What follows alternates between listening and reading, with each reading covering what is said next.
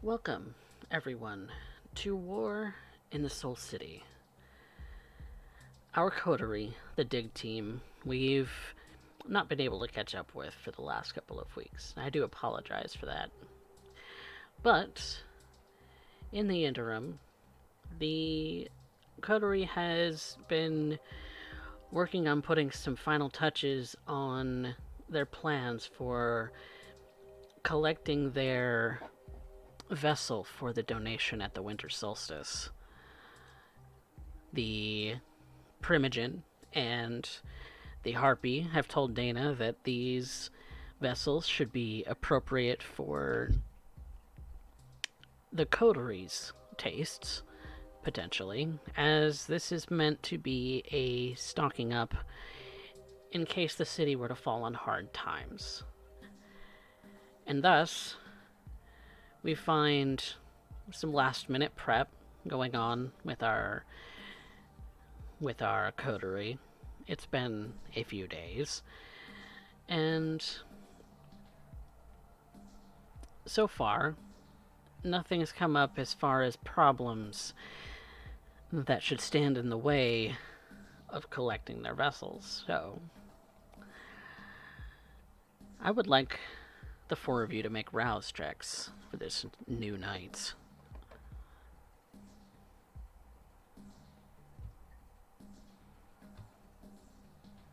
And you may also start at full willpower.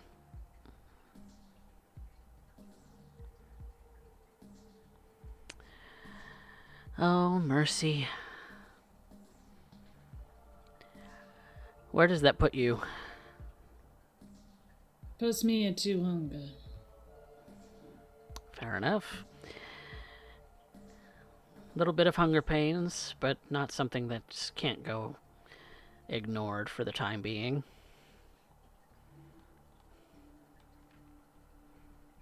Malice, what's your Success. perfect? And the rest of you don't get any hungrier, thankfully. It's just that same little voice that it was when you went to sleep. But we find you all collected. And Liv has already gone out to go and make her rounds through the coterie, through the domain. She has no particular input, but should you need her to gather a vessel, she'll be on call. But for now, she's gonna go do her rounds.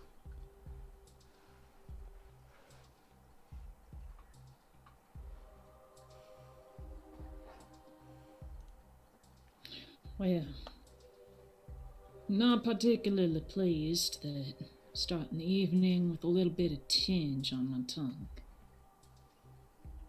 Desire slowly creeping up on me that I know all too well. It's threatening. I have to start considering, and have been considering, the probability of getting things prepared for, well, pulling pieces apart, shall we say.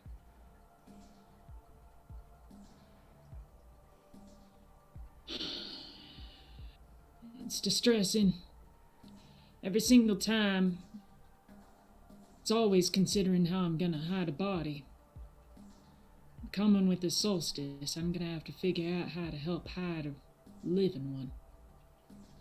I guess it helps, what with having a hotel and all that. Plenty of rooms to board up as long as we can keep a sucker distracted. Not all too keen, though. I haven't considered who I could bring. I ain't good with them politics stuff, so I'll check in with the rest of everyone else. I enter the rooms. Common areas, fair enough. Who do I see out in the lobby?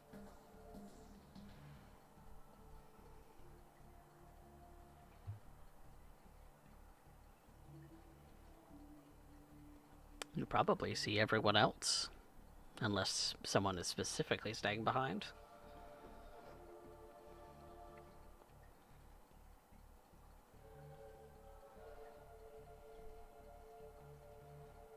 Well, gather myself.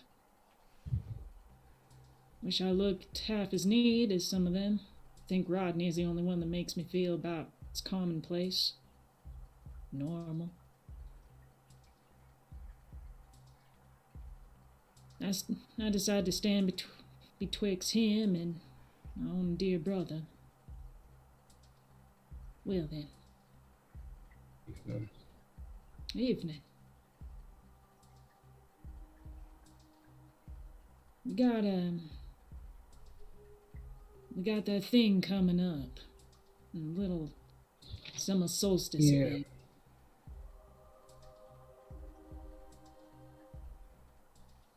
Got any sort of plans going on with that?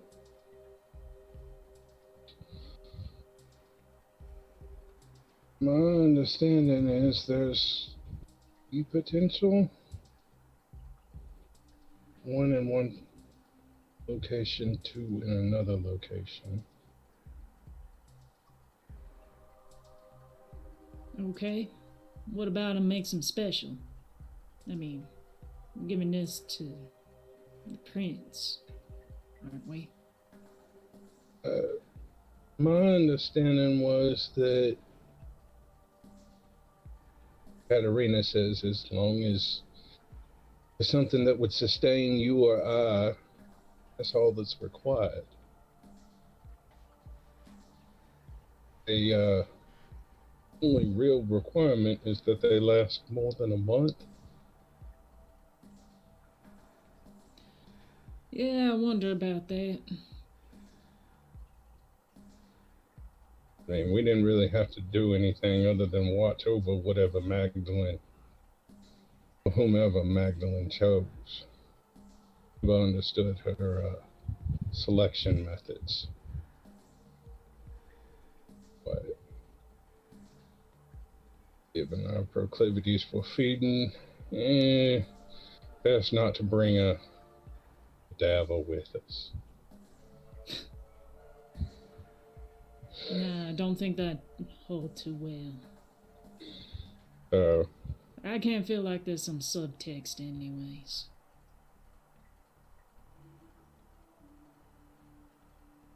Do you recall... Might help some, but do you recall what it was that Magdalene would usually pick? Who caught a fancy for this kind of stuff? it Maybe we varied. It was never the same. ST, Mm-hmm. this is a question to you. Uh-huh. Was there, off of the top of your head, was there ever a common denomination of what kind of vessels Magdalene chose? I'm gonna call for an intelligence resolve to recall something.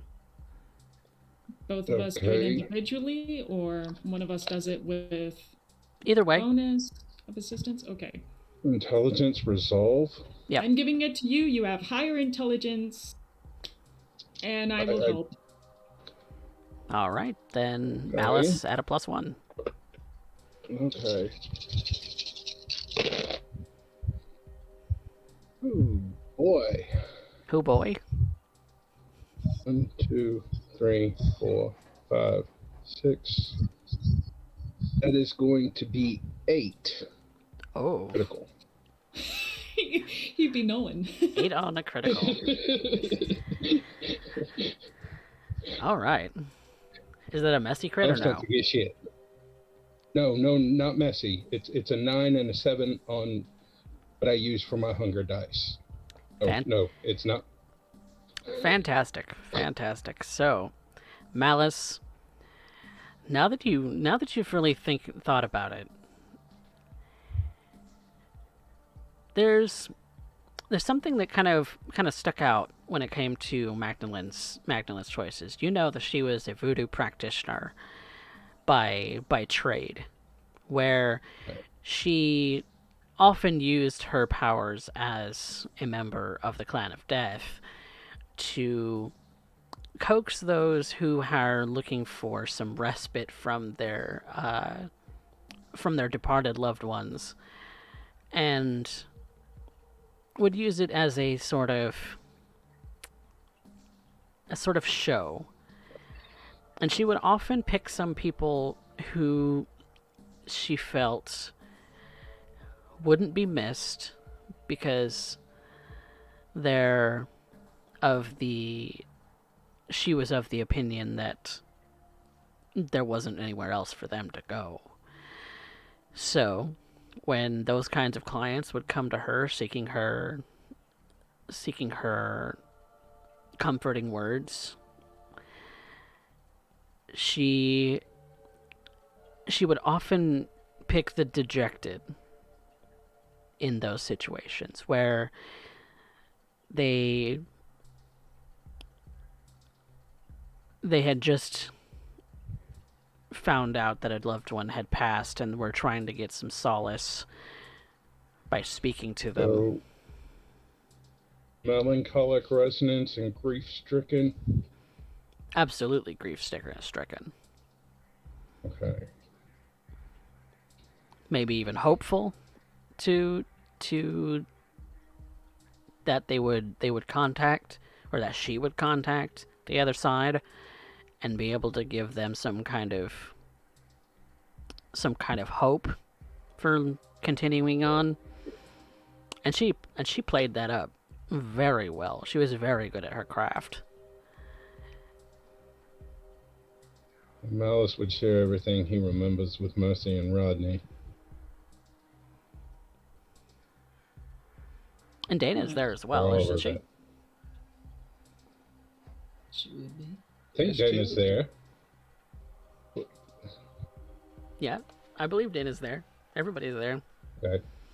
Yep. Yeah, Malice would share all of that with everyone.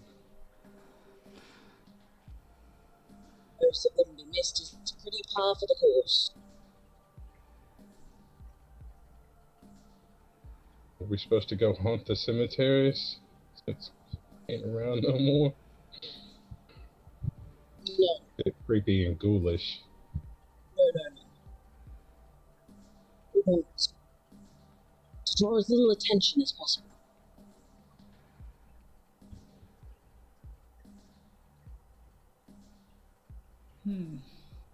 Well,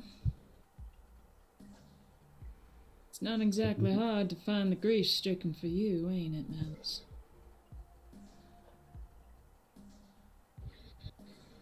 Oh, but grief-stricken, I don't know how she coming that wouldn't be missed. One would end up presuming that that may be the requirement that's hurting.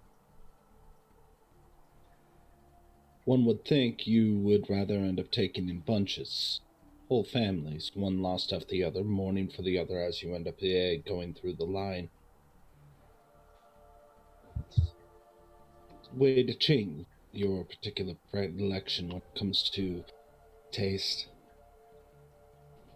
You're proposing here, hun. Go ahead and kidnap someone to instigate it.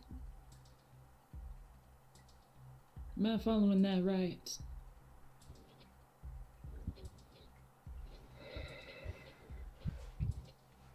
Ain't no other way around it, Mercy.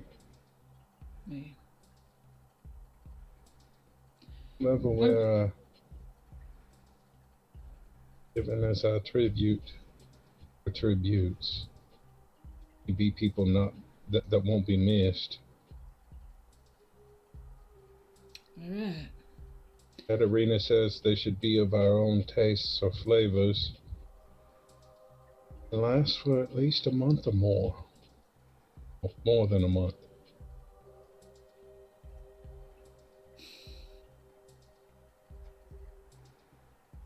Or like a squirrel storing away nuts for the winter. Come through the winter.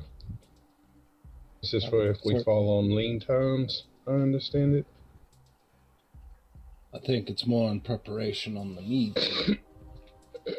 That's the hope, anyway. How it works out, we'll have to just find out.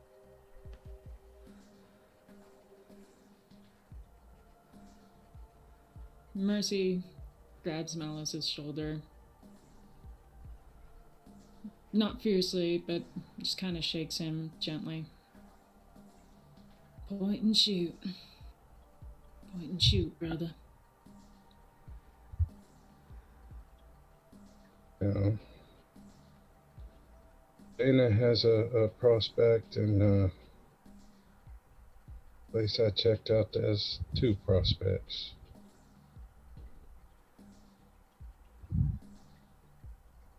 Tell me which one you want me appeasing.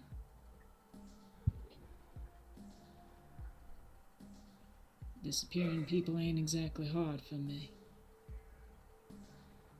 Regrettably. I guess the first question would be, do you need help, Dana?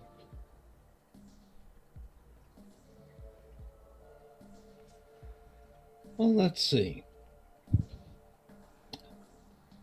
Should Kyle end up finding the wonderful little specter of death we end up having sitting there in the corner? Hi, Rodney. Or end up showing up against one of medical persuasion who would be putting on gloves that might end up giving mixed messages between this is serious and it's about to be fun times. And then she ends up looking at Malice. Or Doctor, who may want to play Doctor. Too easy. No, I have him coming along, stopping by the club. I suppose we'll be dating proper soon, so that'll be fun. Ah, so the innuendos weren't just for show. I guess they are. But never mind, continue. What's the point of ending up going through it if you can't have a little bit of fun along the way? I see your point. The only information Malice has is from that stack of papers he got from Rodney, and that was the house that he checked out. Only lists the female occupant, but there is a male occupant. Seems to pass out in front of the TV a lot.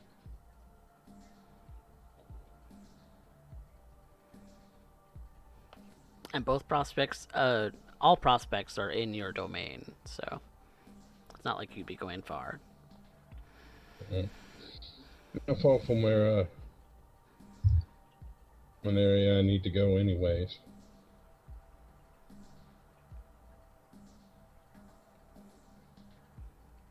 And on the way to the morgue as well.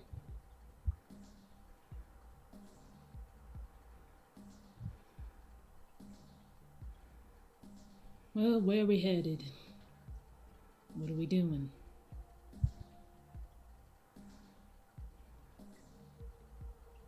Now, CoffeeCat, and originally, like, I've been pulling, and I've been trying to get Kyle to show up more and more at the armor. Mostly to keep him in transit, to keep an eye on him.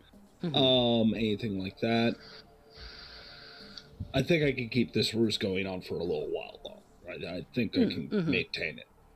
Yeah, he's pretty solidly, like, on the, I'll hang out with this chick. Okay. So, with that in mind, I want to end up... Would I have anything pressing between the armory, Kyle, and the rest of the junctions, or am I fairly free tonight to end up assisting them in the acquisition, shall we say, of further options? Kyle's been texting you, just, hey, how are you, kind of small talk, but he's not really requesting your presence, as it seems that he had a lot of fun last night, Should be. And so he's looking forward to the next time. Says he might hang out at the armory on his own. Was hoping that you'd be there, but he likes the scene. Well, I'll be bringing him along on occasion. If I have time to drop by, or time permits, when I end up showing up there, hopefully he'll be there. I make it clear that my business, I'd be there as much as possible, but obviously I gotta do more than just hang out at a bar all night. So you do actually have to work. Yep. Yeah. You do actually have to work sometimes. So I don't let down onto the whole or what we're actually up to, but obviously. But right. I do what I can to end up trying to ensure that everyone's staying. So when and it comes down to, understands, yeah. I'll be roping him in a little tighter. He'll be nice and dressed up in a suit by the time I end up delivering him to the prince. Wouldn't that be a sight to see? Maybe a pretty little bow as a gift. But that being said, so Dana is firmly willing to assist Rodney, Mercy, and Malice to end up being able to, well, garner their own donation in that regard.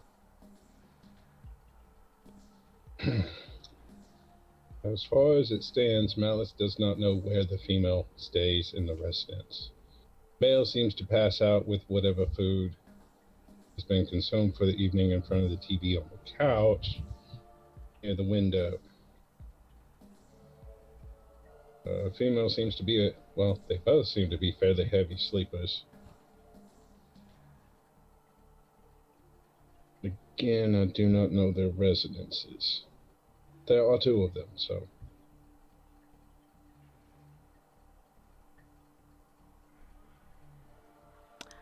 Whoever is older than 5 years old, please make me a intelligence occult. Okay. 3, 7.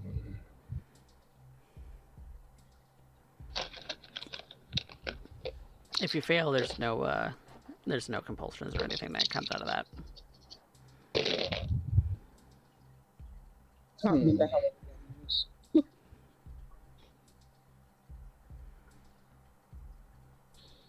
6 successes. Okay. Yeah. And Rodney?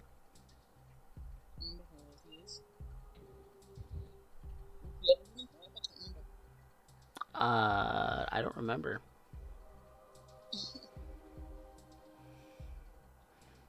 But since Malice did get 6 successes on that roll, Malice, you would know that even if they're not currently the resonance that you would want exactly, you know that can be tailored given certain circumstances. Okay. So even if they're not quite where you need them to be, they can be tailored as such if you would like to go down that route. Yeah, there's 3 weeks between here and there. It can be altered. No. It doesn't matter as much. As long as we got the bodies, that's the most important thing. So where do we start?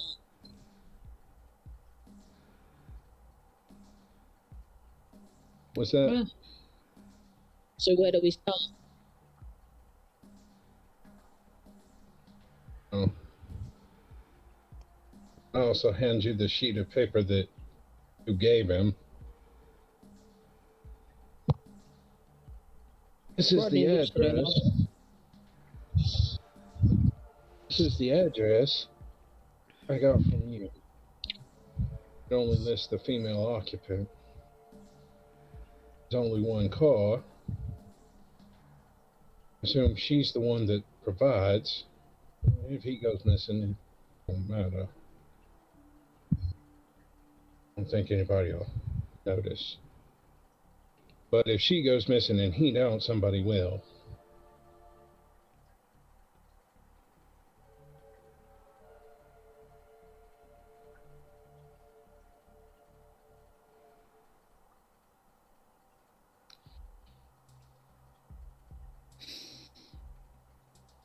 So, I stands think. to reason.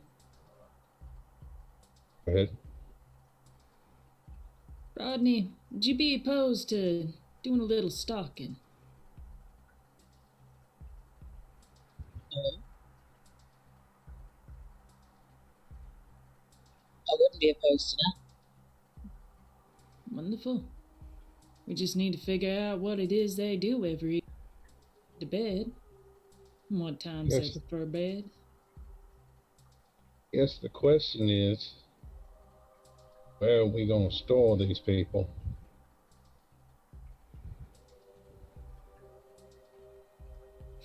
You're telling me in a hotel you run with knowing the security, the staff, etc., you cannot think of a single location in which you can end up hiding them? I don't know. No. It's max occupancy between these 200 rooms, Dana. I Seems don't tight. run this.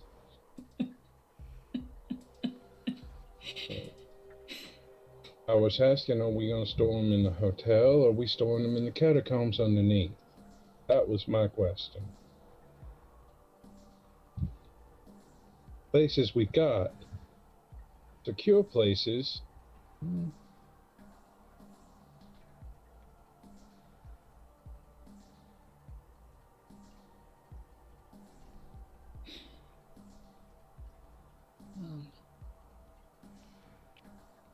And what if one of them are screaming and hollering?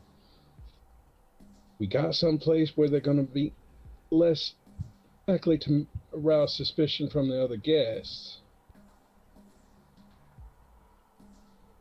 I suppose we can store them below.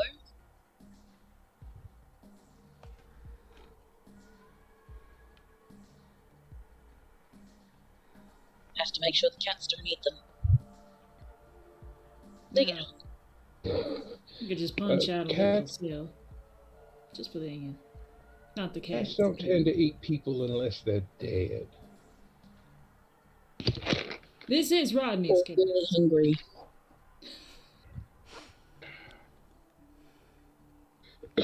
You're pretty sure you fed them this morning, Rodney? Or this evening? Think I did. Fairly certain. Pretty sure. Maybe.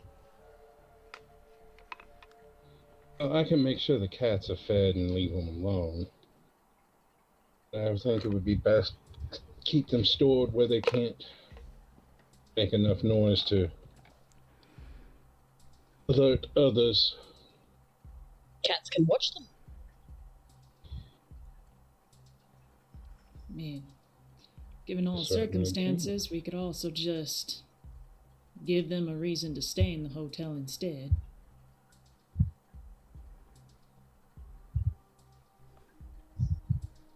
Hmm. Can we get the house? Well, we have a couple options. We live by a river. Broken pipes tend to happen in these old little homes. Flooding is an issue.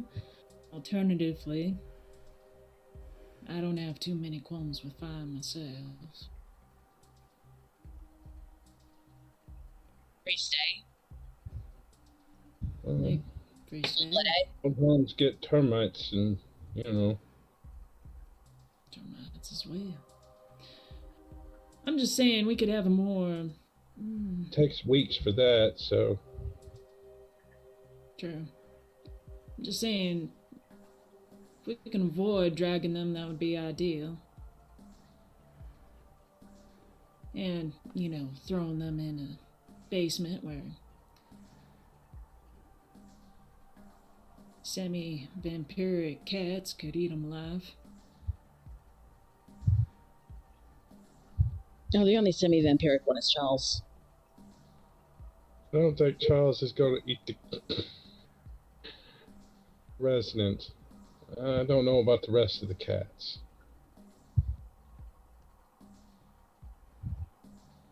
You look concerned, Dana. Rodney, how about you just find a nice pipeline, boiler room and such in their basement. Pop it open. If you need any assistance, I'm sure I or Malice could also climb on in and help you figure it out. Get the home flooded. I can. Do it quietly enough in the middle of the night that they won't be able to get insurance to cover jack or shit. And then Dana and I can just cover the stay.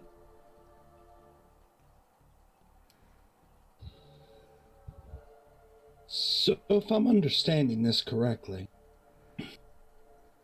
these two are going to end up handling the storage problem, and you and I are going to suddenly end up spreading our wings, fly out through the night, and come home to end up bringing back little something for the nest. Suppose if that's how you want to put it. Give them the option, free getaway, what have you.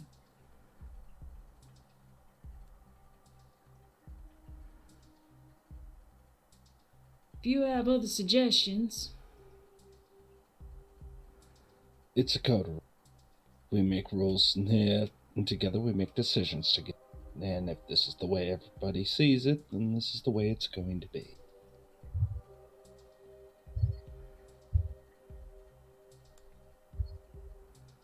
I feel like you have an objection. I'd rather None hear that would you be out. heard. No. Say it. You're gonna be throwing attitude about it, Dana. You might have put it out on the table. You haven't seen attitude from me. I can guarantee that. Give it time, it'll happen. This is the plan you want. This is what you need. So I'm gonna do it.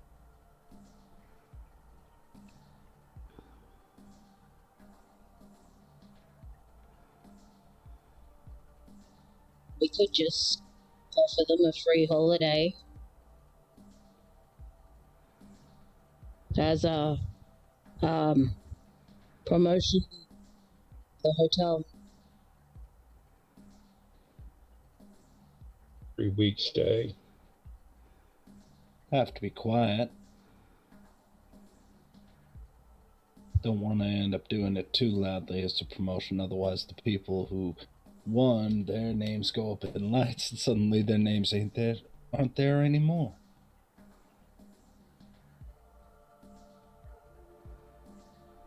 Vanished like so many ghosts in the fog.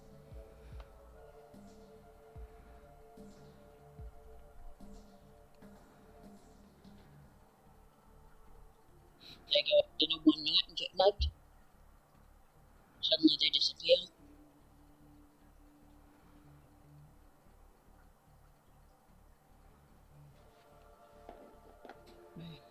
Like I said, whatever your plan is, I will go along. Same here. I'm about done with negotiations, so whatever we decide, we need to stick to it. Learning their habits isn't a bad idea, but Rodney's idea of they want a free stay at the hotel for a week or two. It's the most likely way to get them out of there without having to cause a scene.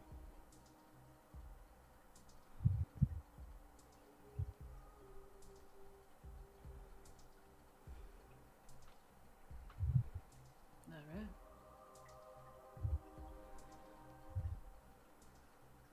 I guess I'll go get the postage. Okay.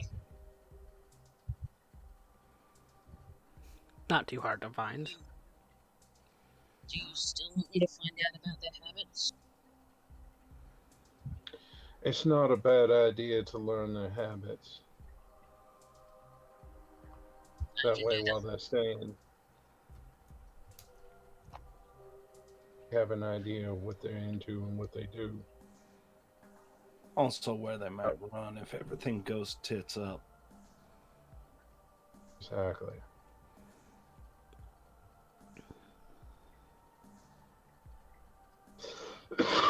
And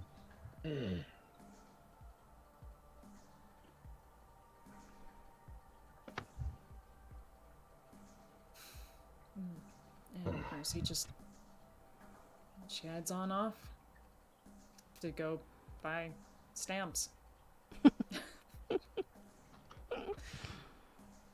It's not too hard to find.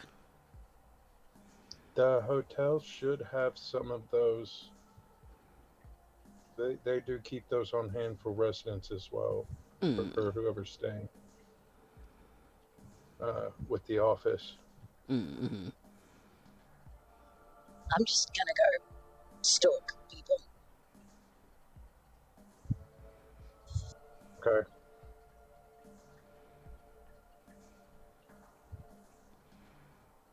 So if Rodney's off to go and find out more information, is anyone going with him? Yeah. I think it's a bad idea to let Rodney wander off on his own.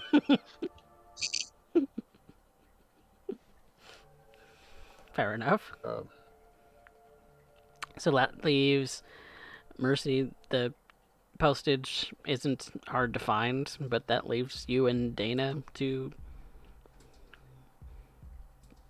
go about some other business. Whatever business it is. I'm not exactly here to be proactive.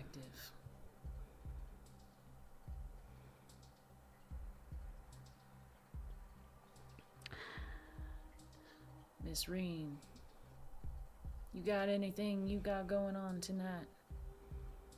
Any particulars you wanted to address?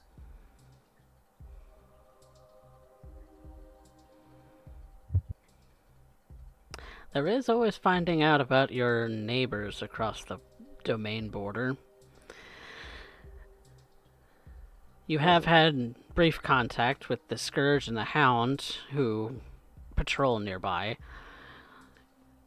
They are always looking for more information.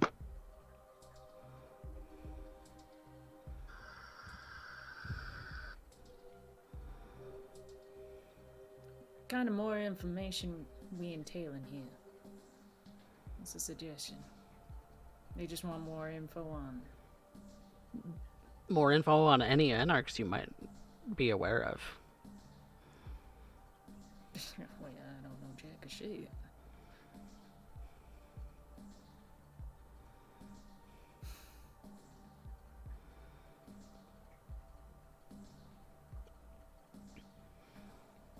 Yeah. After I grab the postage, I guess more than anything. If Miss Reen ain't gonna say much, I suppose I'm gonna do my own hunting. Go out hunting? I spent the past few nights getting some things ready. Mm-hmm. The Bayou Shack has a nice little hole punched out in it, trapdoor and whatnot.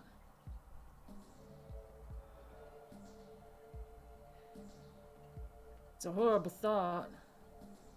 I've been thinking about the phrase long pig. Like where the hell that came from in the first place. Cannibals often say that it's because human meat tastes like pork, chicken, etc. I don't know if I agree with that. Taste a variety of other things.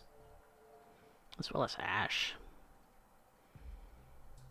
Mostly for beer. I tend to taste a lot of fear.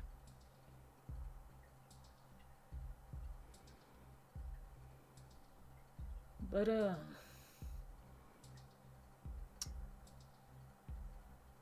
guess the main thing that been coming to mind is if they are people that like pork. More horrible part of me wonders if they cure like it too. It's only one way to find out. I'm trying to dismiss the thought, but I'm trying to dismiss the thought. I don't think I got better choices. A stray thought goes through your mind of pickled kidney.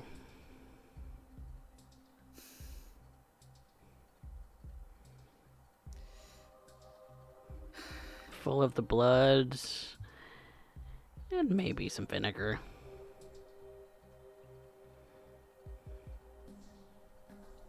I can't help but salivate a bit. It's funny.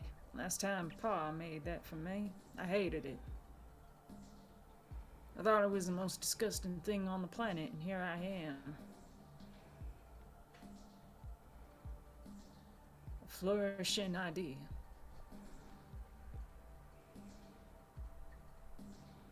I don't like what I'm becoming. I don't like it one bit. Doesn't help that your father was a butcher at one point. You remember. Oh, yeah, I do. He was good at that big game hunt. He brought home the elk and had him hanging. Bloody corpses got out the garage. I always thought it was nasty.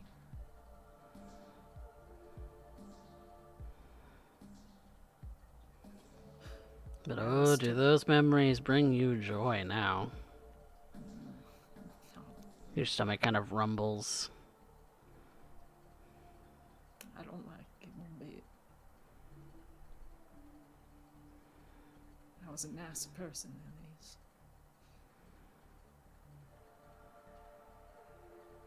Now I got a plan. Now I gotta prepare for something. So much worse.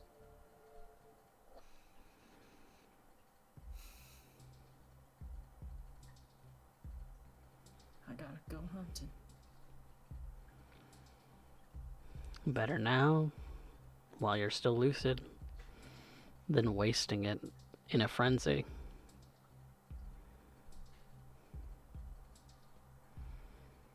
But that leaves Dana. Where are you headed? The washroom.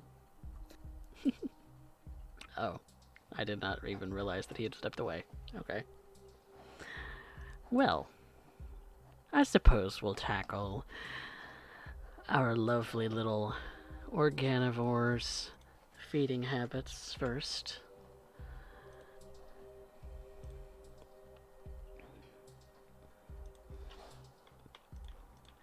First thing I have to consider, and always do, is to make sure it's someone that ain't gonna be missed. And how do you go about doing that? Is someone lost on the streets, usually drunkard of some kind who's clearly not been of their mind in at least a year. Van living, a little bit out of the way. You find them, you know, making little tents and whatnot with cardboard boxes. Homeless. So, Mercy, I would like you to make a hunting roll.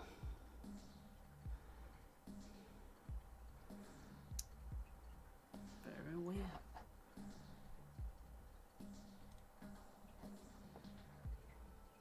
This scenario, would it be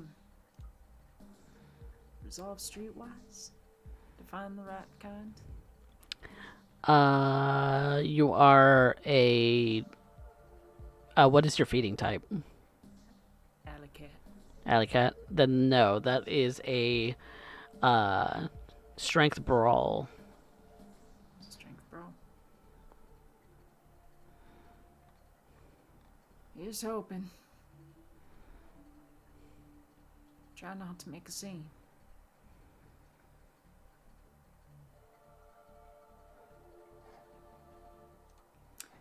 And I do anyways.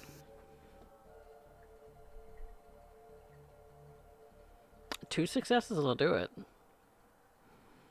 That just means that if you did fail, you would have to deal with a compulsion. But tonight, you don't have to. This particular domain is lush, with just the right amount of people, both vagrants and disregarded and the high class alike. You find, without a terrible amount of searching, that a drunkard was making his way out of one of the bars locally, stumbling on himself towards his vehicle. You'd been watching him for about half an hour. And then when the time is right, and he's just about to climb into his vehicle, you take him yourself and put him into a hold. What do you do from there? From there, I'm moving him. Like I said before, I spent a night already planning this out, as I do. I drag him, lock him in the back of the ambulance. A pair of handcuffs that my dad, my pa used to use. Hook him up.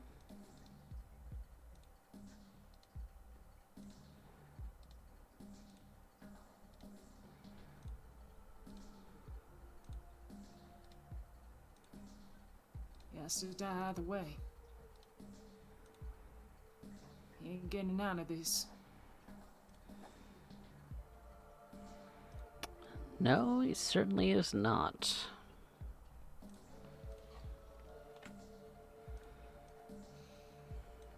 I drive at a normal pace, calm pace. Because the ambulance back is separated from the rest of it. There ain't much noise getting through. I take him to the shack. Mother Magdalene used to raise me in malice.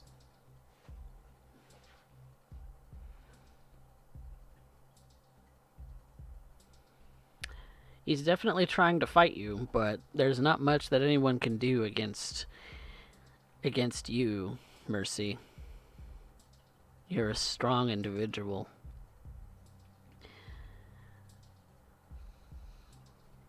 It's like you were born for this. I hate every minute of it. I unhook him, and then by the back of his scruff, I pull him, drag him in.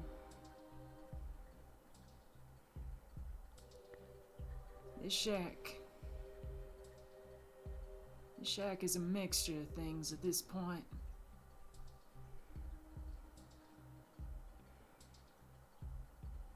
One time it was Magdalene's study. Cult ritual would take place.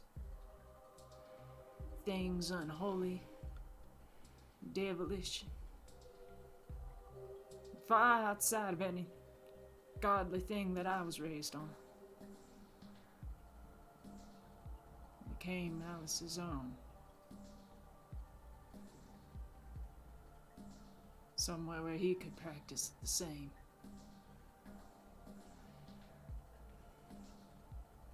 I bring the bodies, and he makes them dance.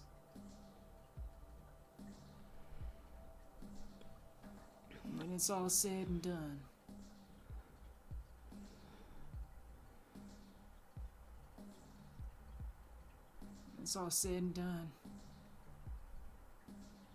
Either it gets returned to one of us, or the river.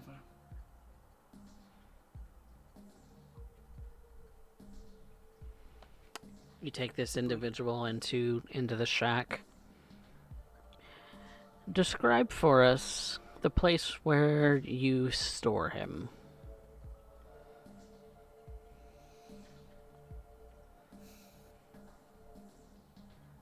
I spent the past couple days digging out a nice little hole.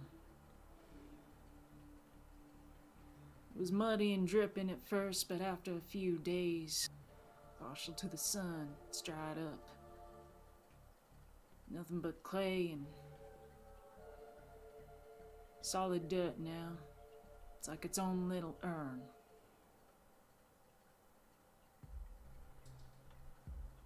Make it quick.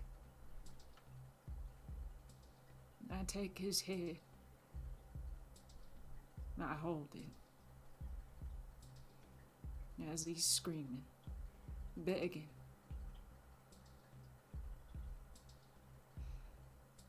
I try to make it as painless as I can, like a rabbit. Or a hen. Gently clean the body. At least show some degree of respect as best I can.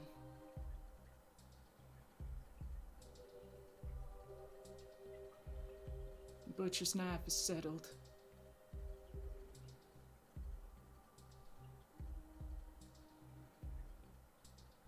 And I set every piece down gently into their own position spot. Underneath the floorboards. In this clay prison. Before placing it back down.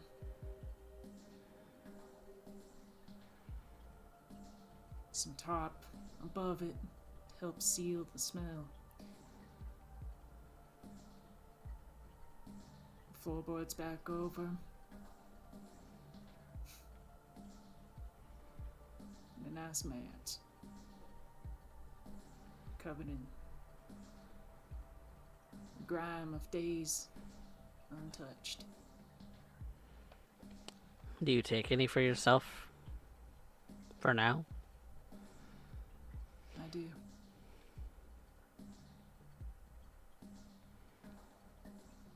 As you're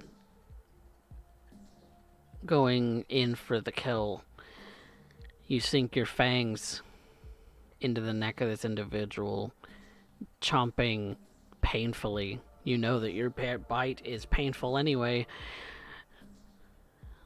so you start ripping flesh and saw right through the neck of this person before butchering the rest of their body and storing them in little holes here and there. The front of you, your mouth, your face, covered in viscera and blood.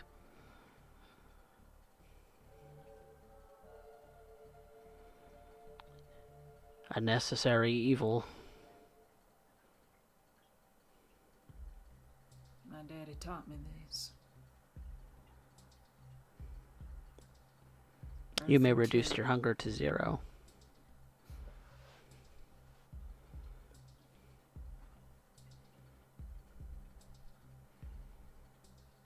But boy, does it feel good to have that voice in your head silenced. That hunger pain in your stomach put at ease. You don't feel like you're starving, you feel satisfied. It's sick.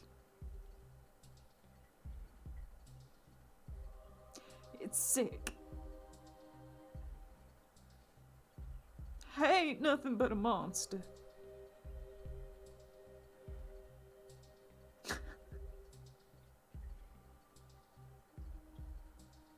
Mercy is a fucking joke. Is what it is.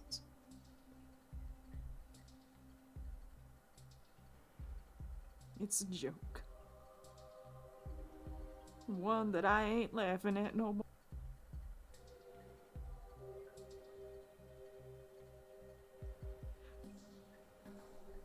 Why the hell was I made to be this, of all things?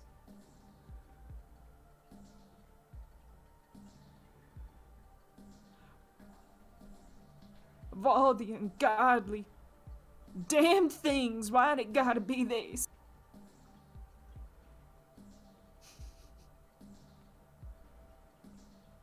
Tears of blood coming down your face, smearing your makeup yet again. As you stare at this individual's blood on your coat, your shirts, your hands.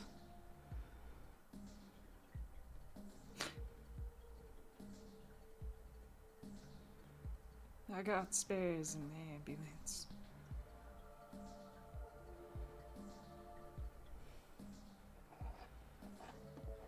I better change and get everything cleaned before going back.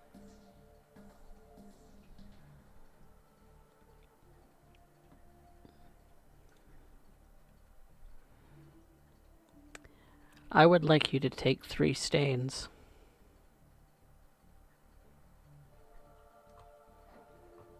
For the intentional and brutal murder of this individual. It wasn't civil, and he didn't deserve it.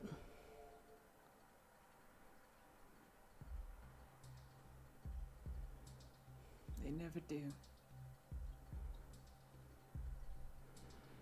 I gotta make sure everything is safe.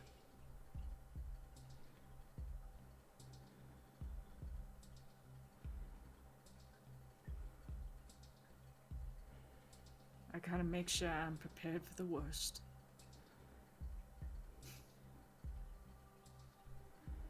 I might not be the most educated. I already know.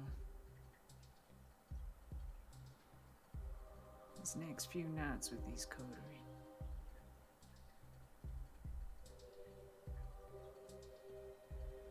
I know I'm just a tool. Honestly, I don't think I deserve any better.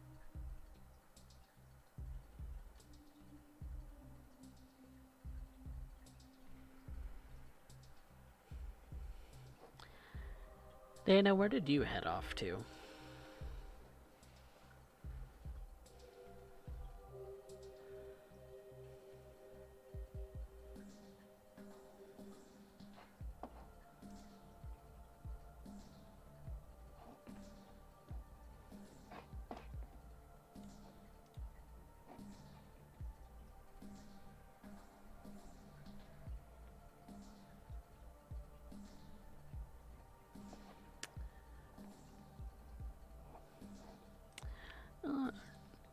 I suppose in the meantime, we'll catch up with Malice and Rodney as they're diving into the streets to find more information about this lovely little vessel that they've found themselves with. So, how do you two plan to go about your business?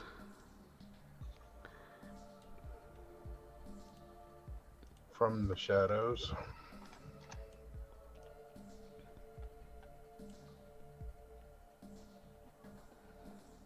Just trying to find Definitely more the shadows. information about. Just trying to find more information about these two habits, such. First place he checks is their garbage. Oh, that tells us what they eat, what they throw away. That doesn't give us their habits. But it Only does. come from observation. It does give us their habits, depending on what we find in their trash. Some people throw out important documents.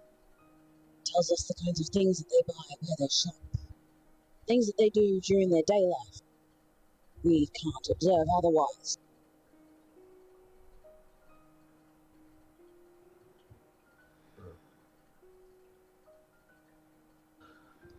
that's a place to start.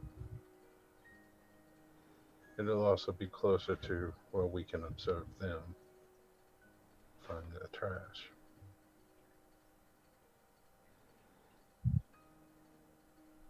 Also, if we make noise, they can take us for raccoons.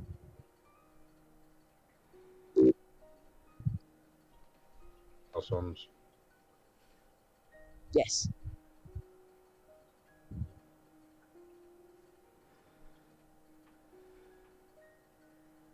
On to the dumpster diving.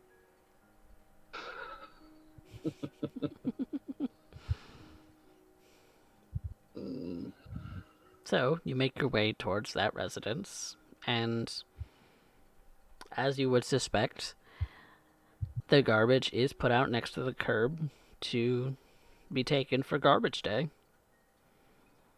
Now it's just a matter of, can you sift through it quietly enough to not be noticed? Rodney's sure as hell gonna try. He's looking for anything that could tell him information about these people, from letters to figuring out what they where they shop during the day. You can generally tell where they're sitting economically by what they throw out, as well, the kind of garbage that they're throwing out. Like, for example, if there's a lot of really cheap like takeaway meals and things like that, it can tell you whether they're busy or not all the time and things like that. Well, So he's just looking for whatever he can get. So high or low? Well, Rodney's looking at. No. Well, Rodney's looking for the trash or through the trash. Alice is keeping an eye on the house, see if the lights are on. Anybody up, stirring? So, what you do find as a result of that is that the car that they use is gone currently. The garbage is put out for garbage collection.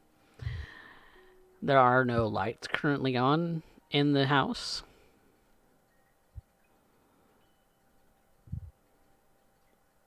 But you occasionally do see a flash of a TV.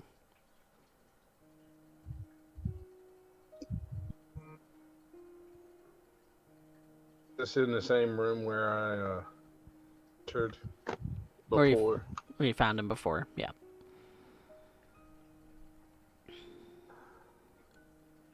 Rodney's looking through the trash. Malice is going to creep closer to see if the mail is still in there. Okay, so we'll tackle what Rodney's doing first. So Rodney, you're trying to sift through this garbage very quietly, and you don't have Silence of Death, so you're gonna have to make a dexterity stealth. Dexterity stealth. And do. And I hope I don't roll shit this time. Kinda did last time. I know. That's not bad. Not bad at all. You've done this a gazillion times. You gently rip open bags by untying knots in the garbage bags. You open them up and you start sifting through the garbage and the papers and things of that sort that are all tossed into this bag. So if you're looking for something specific, I want a wits or resolve, depending on the speed that you want to get through this, and investigation. Are you willing to spend hours or just minutes on this? Minutes, please. So that'd be a wits.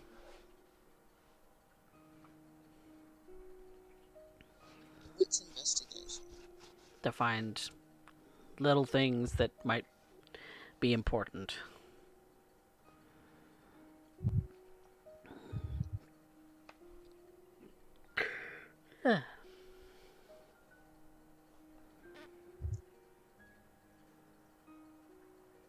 There we go.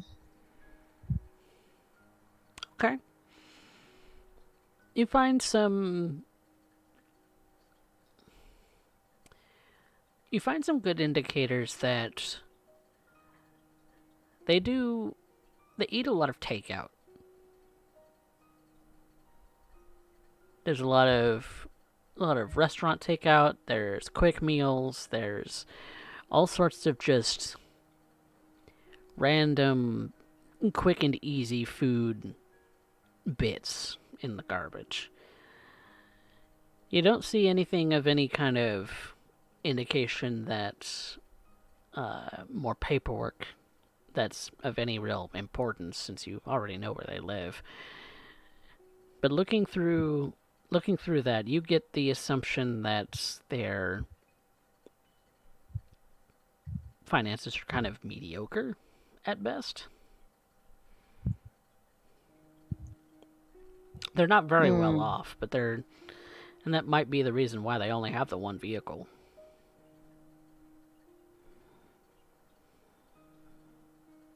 So they're in the area that we want them in.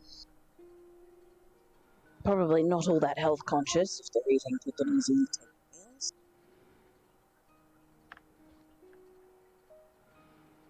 You can probably assume that. He makes his way up to Malice, trying to keep quiet as he does so. In the meantime, and he shows him the kinds of things that he found. Malice, you were doing something specific? Yes. I was wanting to see if the mail was there, and if I could determine while the vehicle is gone if the female that we had listed for this residence is still here. Maybe they're having car trouble. It's in the shop or something. You peek in through the window where you see the where you have spotted the male individual before. The curtains are drawn, so you'd have to see if you can get a good vantage point to even see into the house. So I want you to make me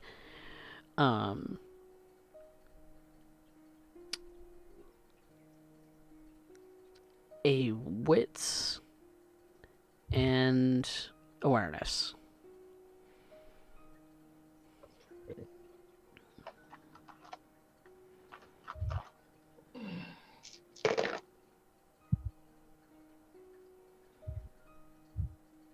Successes.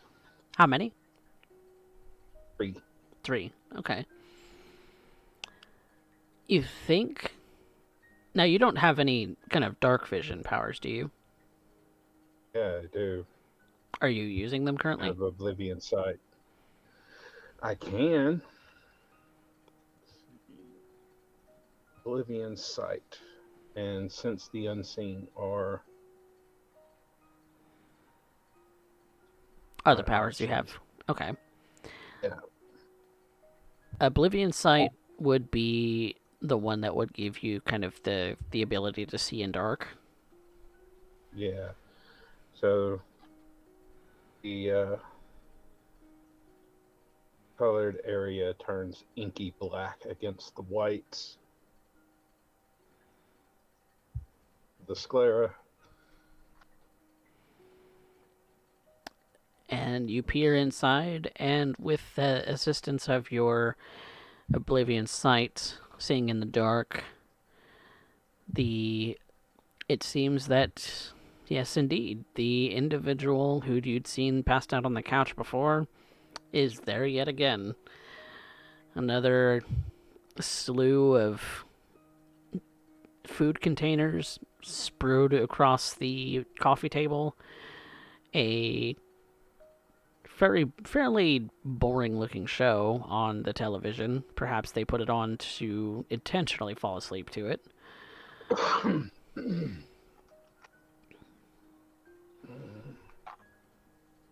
Wearing a tank top and shorts, a blanket thrown over them.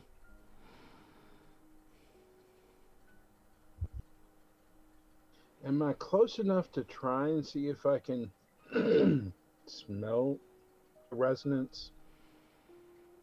The scent of resonance usually means being in the presence of the persons. That's usually within, like, a touching distance. Mm. It would be an increased difficulty if you want to try and do it through the wall of the house. Like an I was incredibly trying to increased see if I could difficulty. sense more than one person in this house, but without actually going into the house. Mm-hmm. Mm. It'd be an increased difficulty at a distance.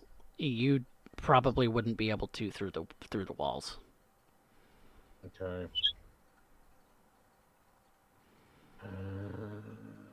Because other smells start to interfere at a distance. Right. He's there. Never did determine where the woman is.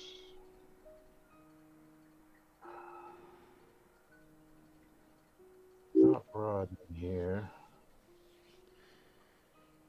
And it's about that time that Rodney comes sidling up next to you, having quickly fished through the trash. Yeah. Closing the bag meticulously as he does, just to make sure that he's not noticed for having done so. What'd you find? Trash.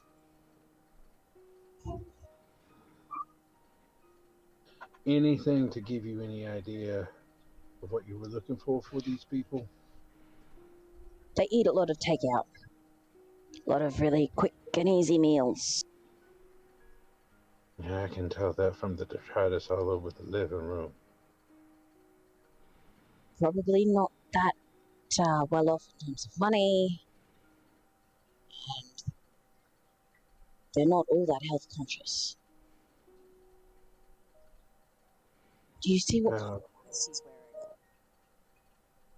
I see what? What kind of clothes is he wearing? He's in a tank top, pair of shorts, and kinda has a blanket thrown over the top of him. Fita shorts. Nightwear, just general nightwear.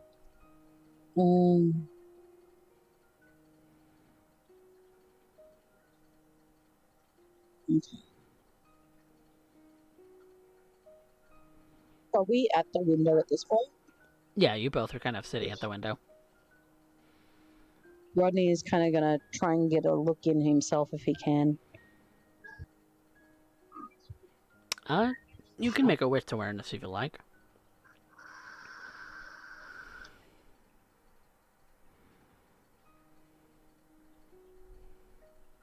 You don't exactly have something that would give you night vision, though, would it?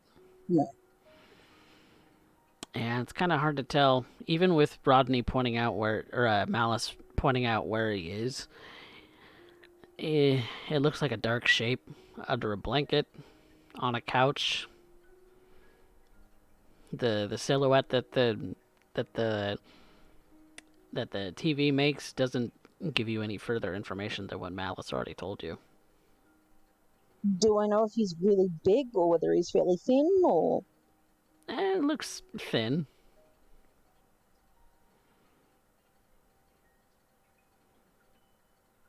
So the food's got to be going somewhere.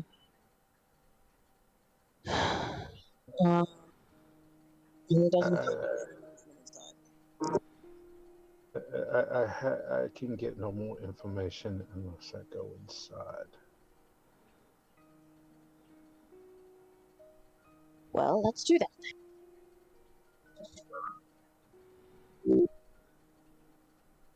Ready? Rodney starts making his way around to the back of the house. Okay. It is a single-story house. There's not a second story. It seems fairly small. I'm gonna try the back door very carefully. Is it locked? Yes, you would find it locked. Oh. Okay.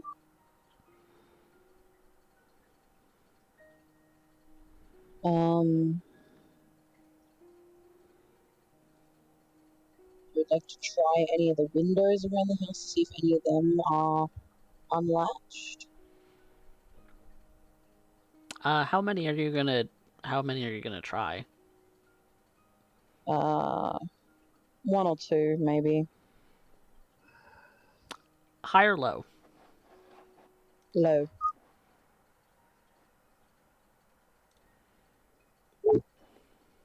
You do find one that's unlatched. Maybe the latch is broken. He's gonna try and open it. It's quiet about it. Then that would be another dexterity stealth.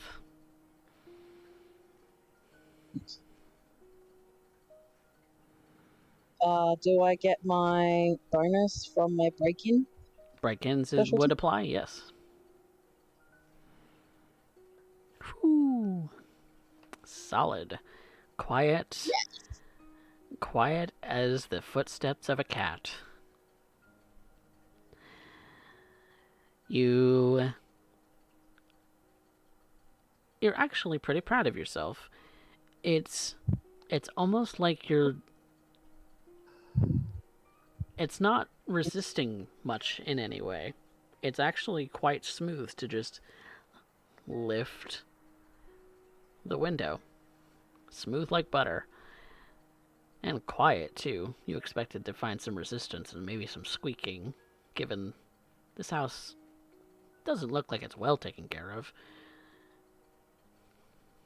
But you easily slide the window open, and you now have entry into the house, should you want it. Rodney is going to try and quietly slip inside. All right, and given your successes, that's I'm gonna let that one go. You quietly slink your elongated body into the house. Charles kind of jumping off of your shoulder for a moment. Not really making a sound. Charles, I want you to go check the rest of them. He I'm going to check on the human. He gives you an acknowledging sound very quietly, knowing that you are intending to be quiet, and quietly walks off to the rest of the house. Rodney is going to make his way, keeping an eye on his surroundings as much as he can. Also taking note of the layout of the building. Mm-hmm. He's going to try and make his way to that room where they saw the guy that was asleep. Okay. So you're in the back of the house, which is the laundry room.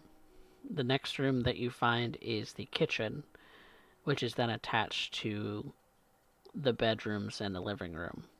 You notice that there are a couple of bedrooms. As in two?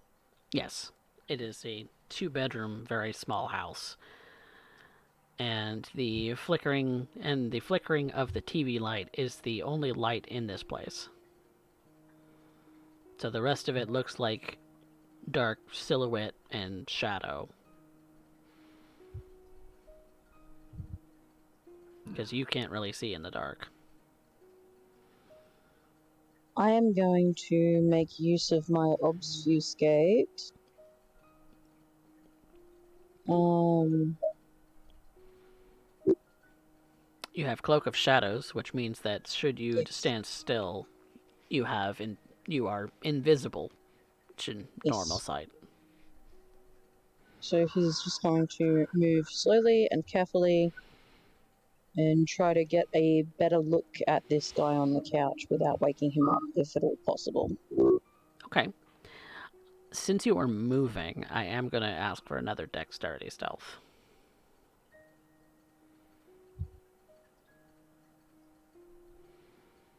You know that you are very quiet. But can you maintain it? You're very careful. Nothing is bumped. Nothing falls off. Nothing is on the counters. And from what you can tell, Charles is being incredibly quiet too. Charles is a good kitty. He's a very good cat. In the meantime, Malice, what are you doing? Malice was going to follow. Going to follow. Then To see if. Yeah. The window is open, so that would be a dexterity stealth from you as well. Straight dex it is. 7 and an 8. So 2 successes? Yeah. Okay. I've only got 2 dice. You're a little clumsier getting into the house. Your foot gets a little bit caught on the windowsill. Slightly. It was last time, god damn it. But you're able to maintain your balance and successfully get yourself in. But Rodney, you kind of heard Malice's feet kind of do that double jump a little bit to try and get his balance back after his foot got caught. His shoes make a little bit of noise. Rodney is going to still for a moment so that his Cloak of Shadows kicks in. Mm-hmm. And he's just going to listen.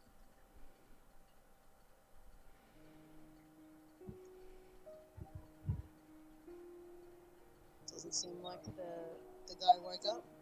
Nope. Movement elsewhere in the house. Nope. Nothing. You just hear the TV.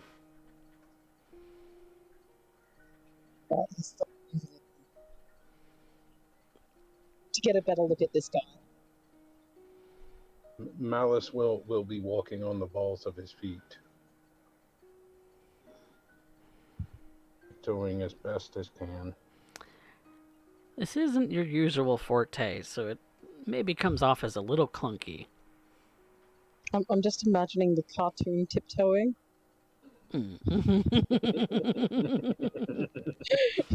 Like some sort of Scooby-Doo kind of shit.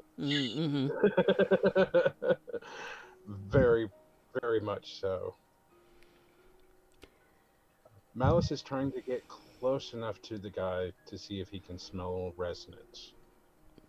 Okay. You are a little clumsy walking on the balls of your feet. This isn't something that you do fairly regularly, but it's not loud by any means. It's very soft, kind of footstep sounds. Nothing to spur the individual awake, so far as you can tell. And so the two of you make your way into the kitchen, or the living room, the very front room of the house. And there you see the person asleep, curled up in a blanket with a pillow behind their head. He's a little disheveled, from what you can tell, based on the light coming off of the TV.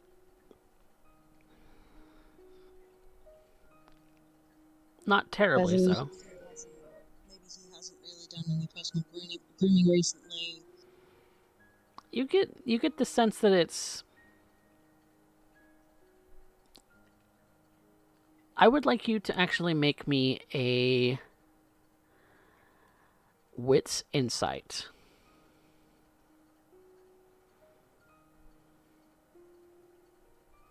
Or an intelligence insight, your choice. Go with intelligence.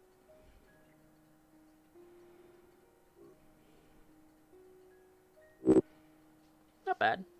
Not bad. by looking at him. In the low light, it's a little difficult to make out, but you can get the sense that maybe he's crashing here. That this isn't his normal place of residence. That he's crashing on the couch. And that he has been doing so for some time now.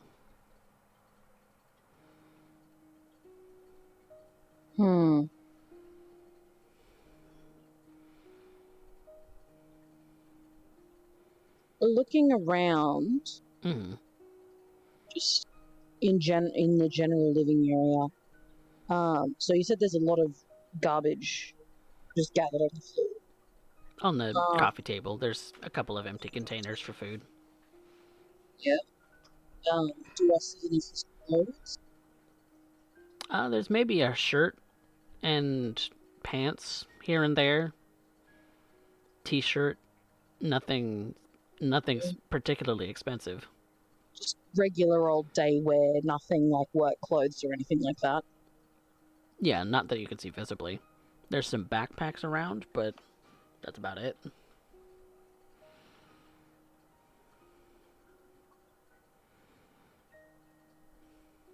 Okay. So he probably wouldn't be missed if he suddenly went missing. That's a thought. It's definitely a thought that goes through your head.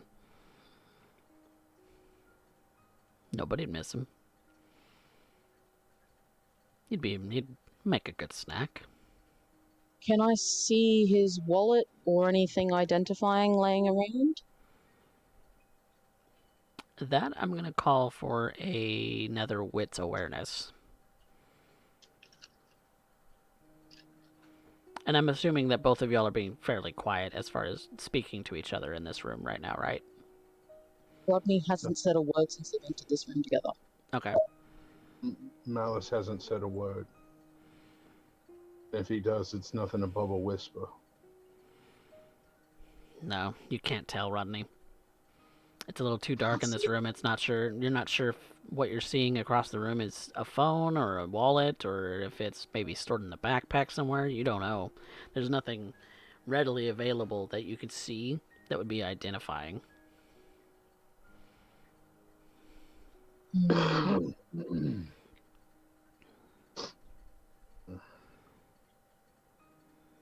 I would like to be close enough to see if I can smell the resonance. Okay. You're still kind of clumsily walking down the bowels of your feet, but you are able to get close enough.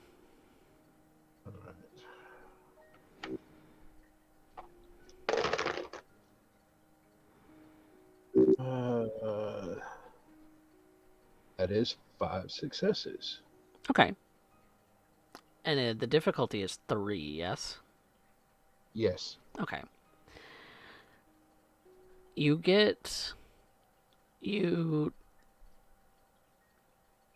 take a fairly large whiff of the air around you. You almost worry that you're breathing a little too loudly, but you get a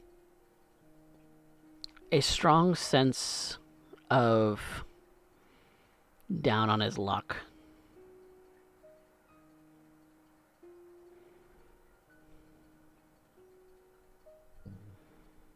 Okay.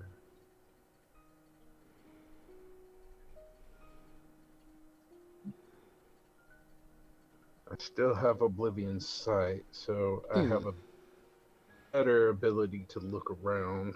Yeah. Rodney. You said there are 2 rooms? Yeah, 2 bedrooms. But are the doors open or closed? They are closed. Do I see Charles? Charles looks like he's a little befuddled by the doors being closed. There is like an open bathroom door that he kind of goes into, but the bedroom doors, it seems that he's blocked by. Right. Rodney. Let's double check on her. Don't whisper use on this because I can't hear you. But Okay.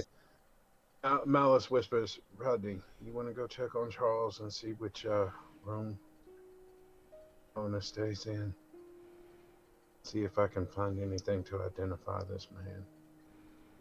Rodney just gives a nod and gestures as if he says to see if you can find something identifying.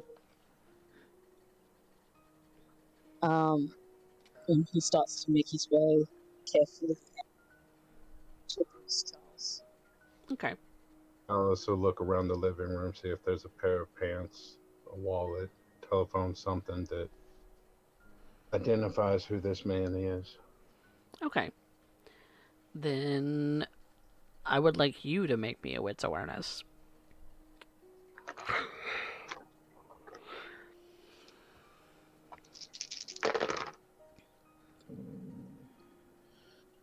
One, two, three. 3 or 4? Four. Okay. You check the pants pocket. There's only a little bit of cash. Doesn't seem like there's a real wallet in there. You kind of look around the rest of the room. You see an old cell phone, but that's it. Old cell phone. Like an old Nokia brick or an old flip phone. And probably an older series. Well, yeah. It's 2015. It's probably more of a flip phone. Okay. Or gonna be 2015, anyway. I'll pick up the phone. Volume's usually on the side. Turn it down. Open flip it open. Does it tell me anything? You just see a pretty typical, like, menu screen.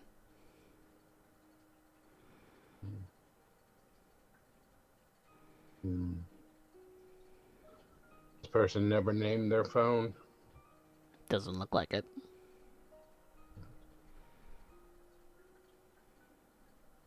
I'll close the screen and the volume back up. Place it back as close to as where it was when I found it. Okay. As I possibly can. Yep. It's not a problem.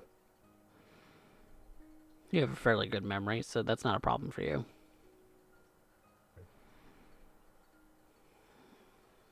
Business cards, no wallet.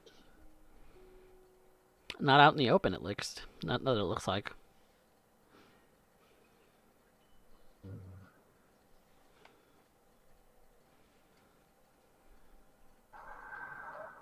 Put the pants back where I found them.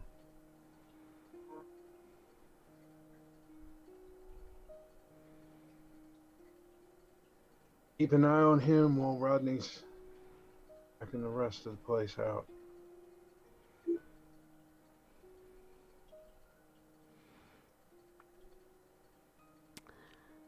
Rodney, what are you doing?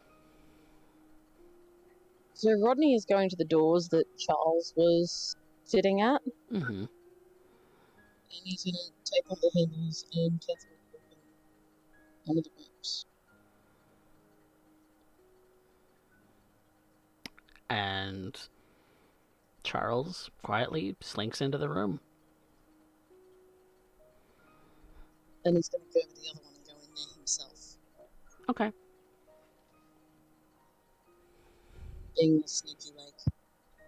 So which room are you taking? There's kind of a master bedroom, and then there's a smaller bedroom.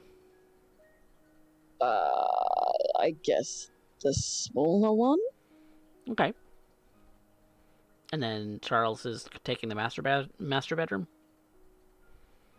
Yes. Okay. Then Okay. You slink into the smaller room. You look inside, and it looks like it's more of an office.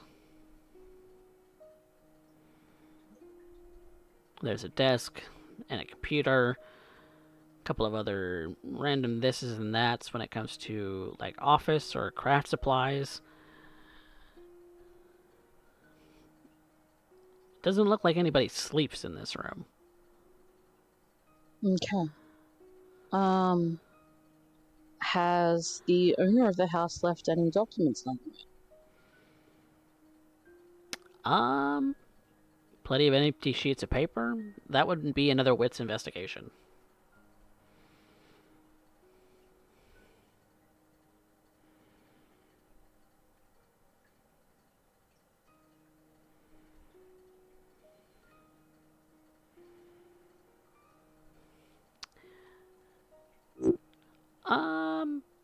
You see an open envelope.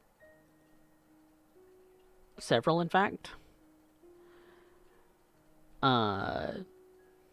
There's a couple of bills, like you've seen before, kind of opened out in front of the computer, but have been kind of like shoved towards the screen stands,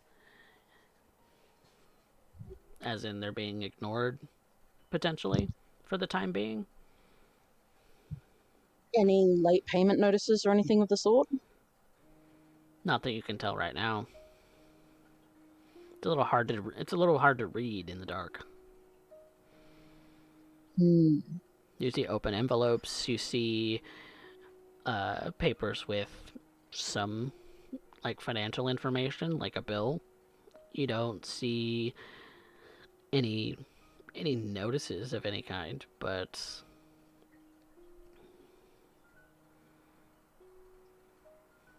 See any indicator of what this person does for a living?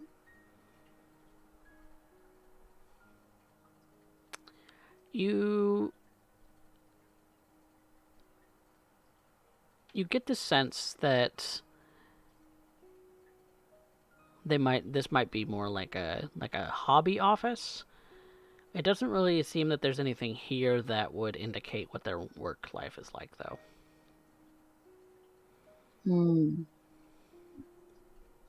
Okay, slips laying around. Yeah.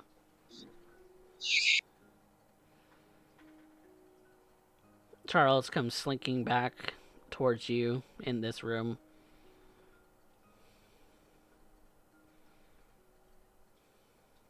Anything of use? Are you using Feral Whispers? You can Yes. use that for free on him, right? Yeah. Okay. He kind of gives you a gesture of no. They're gone. They're not here. There's nobody here. Rodney is going to pick up a few of the bills. Hmm. And he's going to pocket them. Okay. Store them in the pocket for later, as one is tend to do. And then he will exit the room. Not to make his way back where they entered. Okay.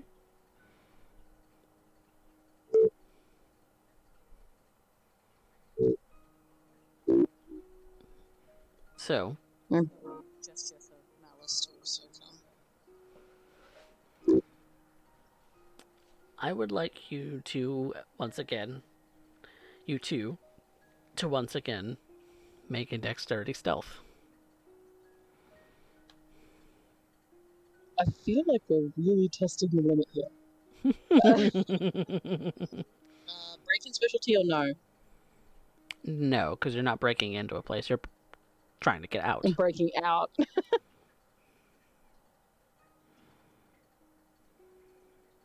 Can I willpower those two low numbers? Yeah, of course. Yeah, I think I will.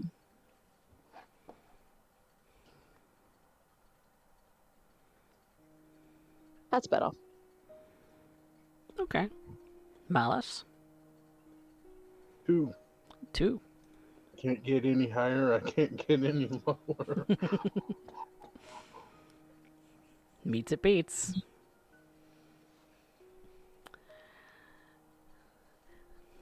And you both make it out of the house. Malice, again, a little clumsy on the exit, but you slink out the window whence you came, close it like butter once again, and you, Charles, and Malice are now free to go about your business. I'm gonna make my way to the nearest street lights. Have a quick look at these notices. Keeping my hat pulled low so that my face really can't be seen. Charles kind of kneads into your hunch of a shoulder to get settled back into his usual place on your shoulder. And you pull out the documents, and it is in fact a bill for utilities. It doesn't look like they're past due, but looks like it might be the standard usage for 2 people in a house.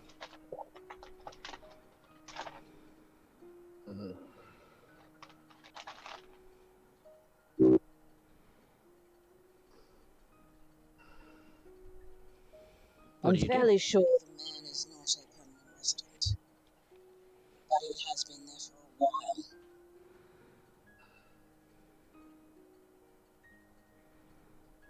Didn't see any workwear, so he is probably unemployed. If him and his items suddenly went missing, the owner of the house probably wouldn't think anything of it.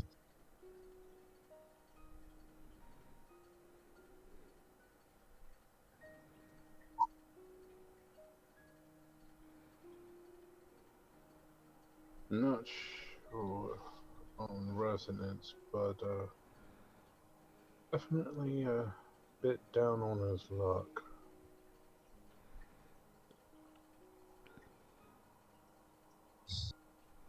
So we've got one time. Yeah.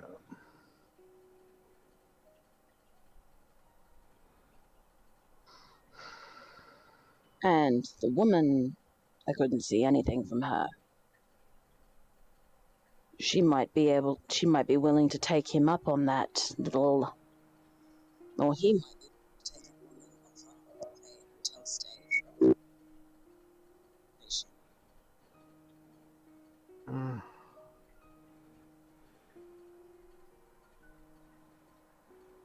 But who knows? Didn't make it as far as her room last time I was here, but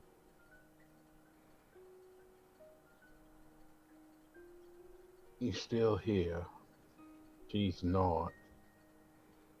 Maybe he has him watching the house while she's away.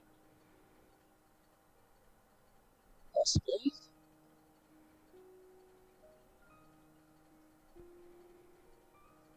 Charles, you said she wasn't there. Nope. Was there any clothes?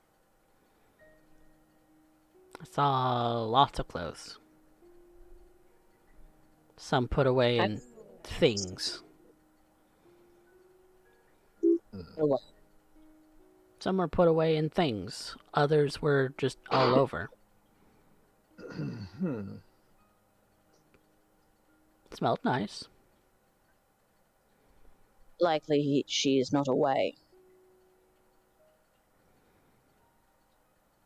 No, she wasn't there. Not what I mean, Charles. I mean, away for a longer period of time than a single night.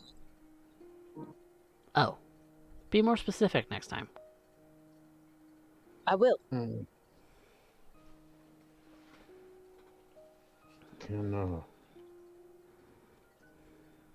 Charles keep an eye on the house, or do you have another way of keeping an eye on the house when she returns? I could talk to some of the local animals.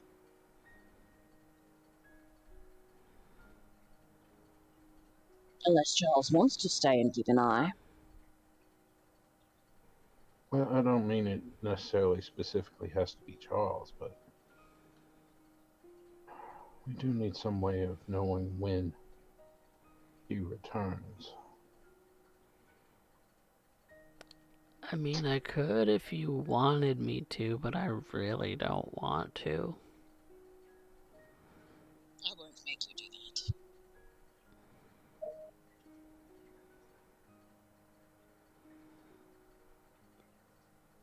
I like my Rodney. Rodney reaches up and just gives him a little bit of a scratch.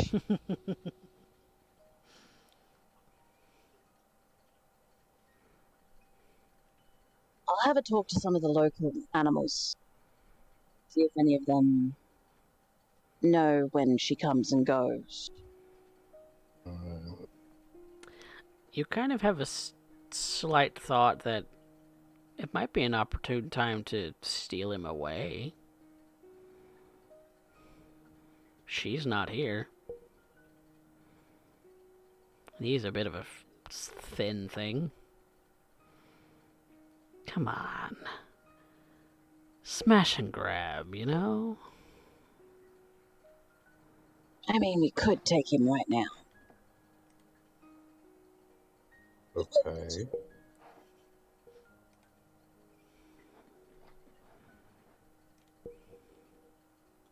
What do you think? Hmm? We could take him now. I'm having trouble hearing you, Mox. He's quite defenseless. We could take him now. Okay. You don't seem convinced. No, it has nothing to do with being convinced. The idea was to take her too, but that works. Does seem to be down on his luck. At least that's how he smells. It smells damn tasty, Malice. Just Where would saying. we keep him? Sorry, what was that? Where would we keep him? That was my thought, too. And He in might the be catacombs? Loud.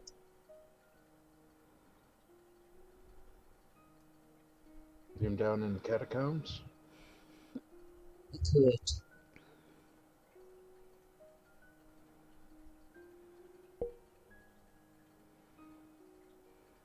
But I was also thinking that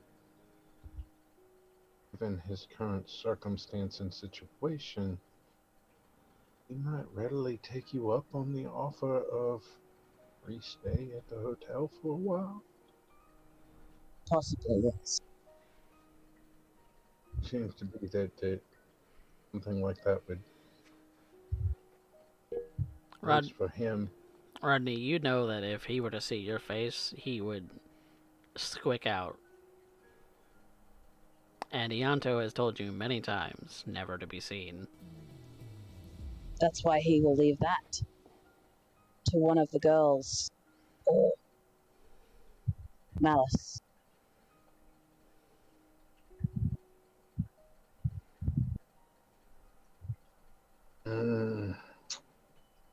But give him the impression his luck is turning.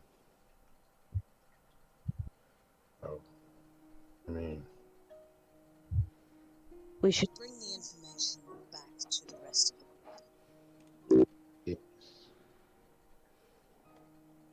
If you can talk to the animals and find out more about the email that seems to own the place. I don't think he does. He does not. In fact, looking at the bills, Rodney, you see that only the woman's name has ever shown up.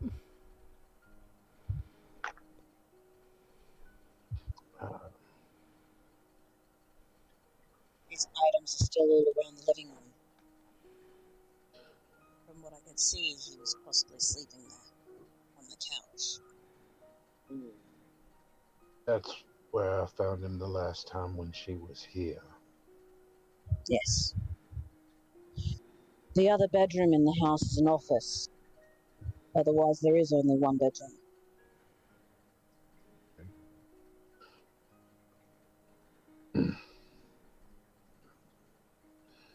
He seems to have no wallet, form of identification of any sort.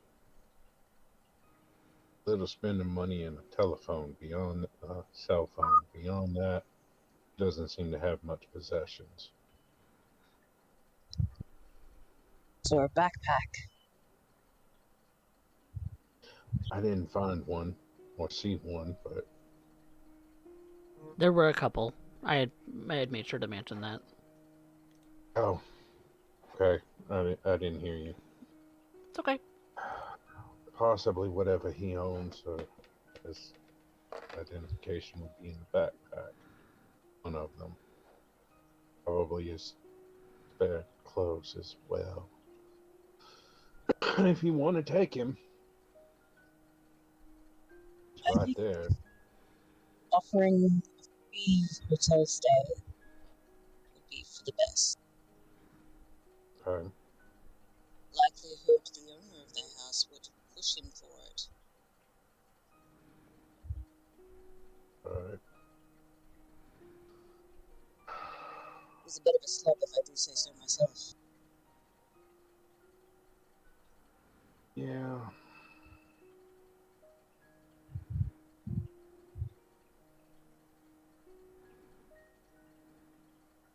Suppose that So, at this point, Malice will split off from Rodney and make his rounds that he needs to make.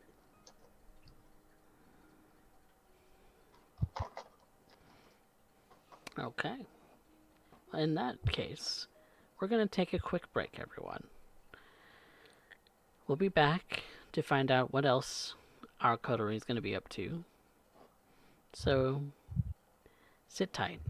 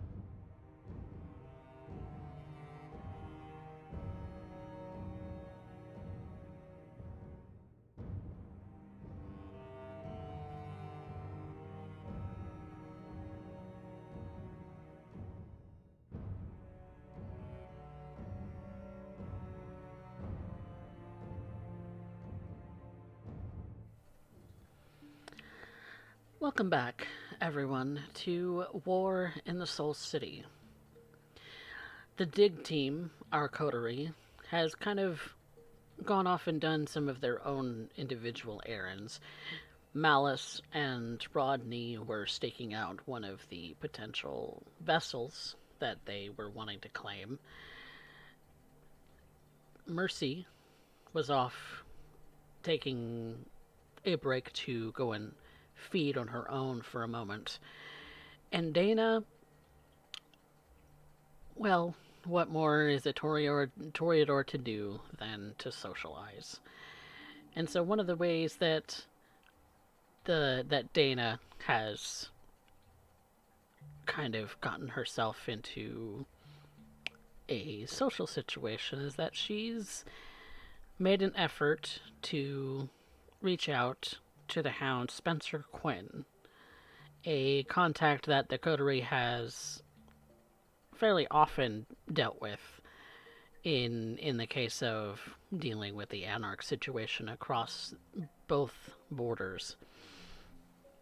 Dana having going southwest of their domain, where the dig team covers the western portion of the Anarch turf, and Spencer and the Scourge, Adam, patrol the southern domains, forcing the Anarchs up against the reservoir of Jackson in the Flowwood domain. And so, making herself open to conversation, she's come to a frequent hangout for both the Hound and the Scourge, where Dana, you hadn't met Adam, not officially, not in a very personal sense anyway. You know about him in passing, but you've never had the opportunity to meet with him face to face. But Spencer, he's Bruja. And he gives you some very familiar vibes when it comes to his personality, his passions, and his general nature. And so, upon coming to a little hangout, the two of them have ushered you into a private corner of the bar where there's plenty of space between yourselves and the rest of the patrons that no one's going to overhear if you speak quietly. Well, how accommodating. And thus I am warmed by the light of their hospitality, much as I would the moon. I take my seat appropriately and paying the, of course, highest respects, given the two offices that they maintain. Secretly, I am a little nervous. Rewind the clock back far enough, and me seeing these two would be a death sentence. Now it's, well, just business as usual. Working in tandem, more like. At this point. Seems to be the case. Mr. Quinn, Mr. Bashir, it's so good to end up seeing you two. I appreciate you giving me a moment of your time. Spencer gives you a small smile and just kind of looks you over for a moment. Miss Rain, it's a pleasure to see you. How have these nights been treating you? I'd take my jacket off, letting myself be a little bit more open and loose as I put it to the side. Well, the preparations have been made for solstice, if that's what you're asking. Oh, well. General, everything has been fairly quiet. I hope that you two have both ended up running into good fortunes on your own donations. Yes. The winter solstice is coming up fairly soon. A couple of weeks now. And I think all of the preparations have been made. It's just a matter of delivery now. But I imagine that's not what you've come here to discuss. I've come to discuss anything of interest. After all, my job is, primarily from my coterie stance, is to keep in touch with the higher-ups, the individuals of matter, and trying to end up understanding what the position is after all the defense of the domain, especially given that we are responsible for the western corridor. Well, simply ends up meaning that we need to end up being in good contact, and given the fact that it's been quiet on our front, well, of course then we have to end up seeing to our neighbors. And Spencer kind of shifts in his seat a little bit and leans in toward you. Yeah, I've been noticing it's fairly quiet as well. In previous years, we've had Thin Bloods and other such apparently non-essential kindred thrown to the wolves, as it were, from them. And now they're quiet? It's unsettling. You think something changed? Had to have. Any ideas on what that might be? So far as my intel goes, there's no change in hierarchy. Thresh is still, quote, in charge of them, as he's ever been. And Thresh can't operate his way out of a paper bag. one would think that, but he's clever for a gangrel. Not as clever as you, though. Yeah. Given your own position, it's quite impressive that you managed to end up maintaining your position in the court. Given your family's propensity. Clearly a sign of intelligence. Clearly. It wasn't easy, and occasionally, well, it has its ups and downs, but I do my job, and I do my job well. No doubt. But I haven't really heard much in the way of a sound from them. The only thing that really kind of gets my goat is that perhaps under all of that, we're gonna have a frenzying mob on our hands. That domain isn't exactly lush, as it were. Well, they don't have to stay. No, that's entirely true. Why don't they just move on to LA? I always ask myself. After all the glitz and the glam, I think that would be right up their alley. Though I suppose that would require one to have class. Yeah, I suppose it would. Have you had a chance to meet Mr. Bashir? Unfortunately, no. Me and Mr. Bashir have never crossed the same circles. I'm told that we've missed each other by narrow margins on frequent occasions. A shame to say. It's a pleasure to meet you, Miss Rain. I'm glad to have ended up making your night just a little bit more enjoyable then, Mr. Bashir. So, does that mean that you're spending more of your time prowling these streets at night, like old ghosts? I suppose. If there's nothing particularly warranting our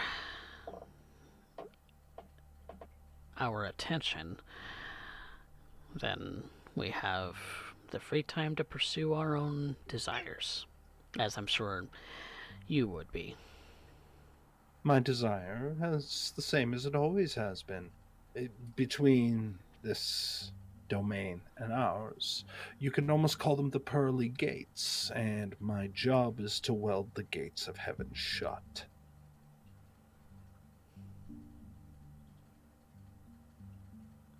Yes, your coterie is very good at doing that, I'm sure.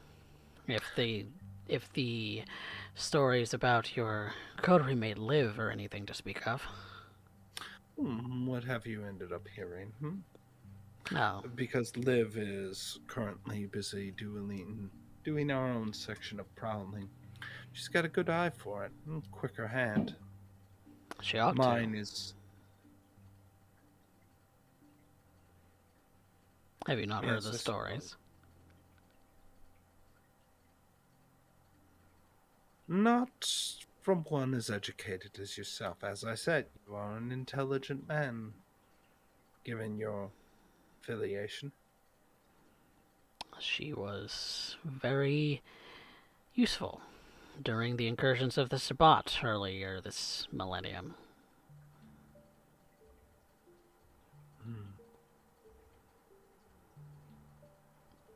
Now, the Sabbat. Are they going to be relevant in the next few nights as far as you're concerned? They haven't Or been is that relevant just since old? then. Then at this point, I'm looking forward to hearing some new story.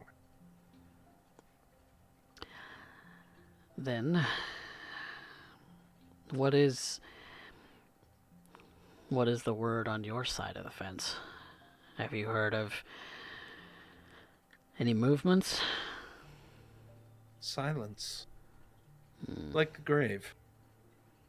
Makes me wonder if any of the old channels were found out. There's only a handful of individuals I am aware of who can actually walk into that territory and walk out without being noticed, and unfortunately, given my profile, I don't count myself as lucky to be amongst them. Otherwise, I would gladly walk in there myself to do so. But the good news is that I haven't heard anything on my end. Not even the clubs have managed to mention any particular changes, or I would have heard of it by now. So, Yes. with that in mind, Curious. what does a sheriff and a scourge do in their free time? That's got to be a unique one. I'm hardly sheriff. No, that title belongs to Theodore Galvin and him alone. Who said I was asking about you? I figured you were cheeky. I try and pay attention once in a while. Please do end up giving me some degree of credit. Yes, you are an interesting individual, for sure. But as far as to what the sheriff gets up to in his free time, I imagine it's a game of chess.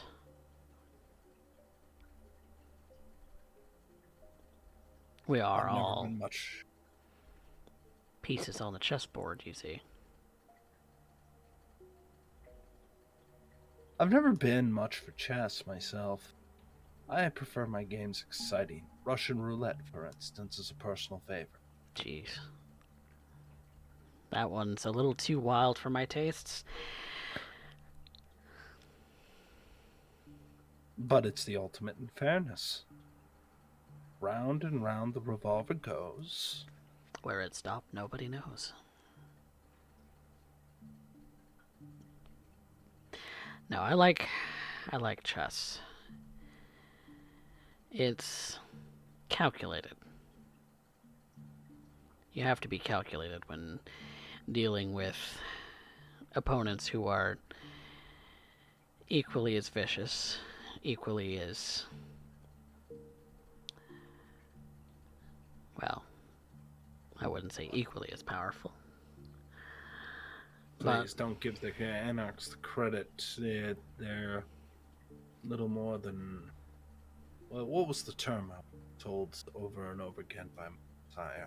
Oh yeah, rabble. Yes, the rabble. You can't expect a group whose very nature is to turn on one another and then assert themselves as an authority when, by their very nature, they end up turning on themselves in that regard. They will seek out those inside and out them. I think that's actually why we ended up having so many of the less desirables amongst their group forced upon our property, and we serve as the metaphorical wood chipper, cleaning out their ranks and giving them a little bit more breathing room. Yes. And those that are less desirable continue to get pushed out. And now something has changed. I am curious to know that. I'm sure I can only you wouldn't speculate. But speculation is all we have to go on at the moment. For the moment. Thresh, he's taken a lot of brouhaha under his wing. And I can only imagine that they're only festering, given their propensities. Now, who is speaking here? This would be Bashir, or this would be... it would be Spencer. It is. I would like to insight check Spencer as he's seeing this. Okay.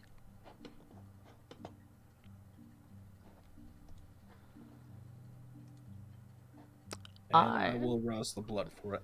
Okay. Well, I'm going to do this as a flat difficulty because I don't have his character sheet finished.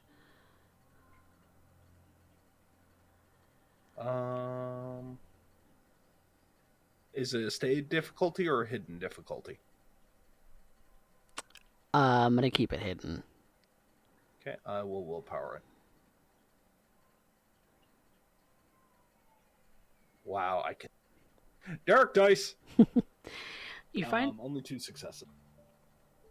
You find he's a bit hard to read. Given his station in the court, that might be on purpose. He's got to keep a solid head on his shoulders, and he's got to keep reserved in order to command any authority in this court. I suppose. Well, such is the shame, I guess. But I listen intently and think about it. So if we were to look about, then we would need to end up contacting with those who can get involved. Get in and out without being seen. An infiltrator. Any particular recommendations? He thinks about it for a moment.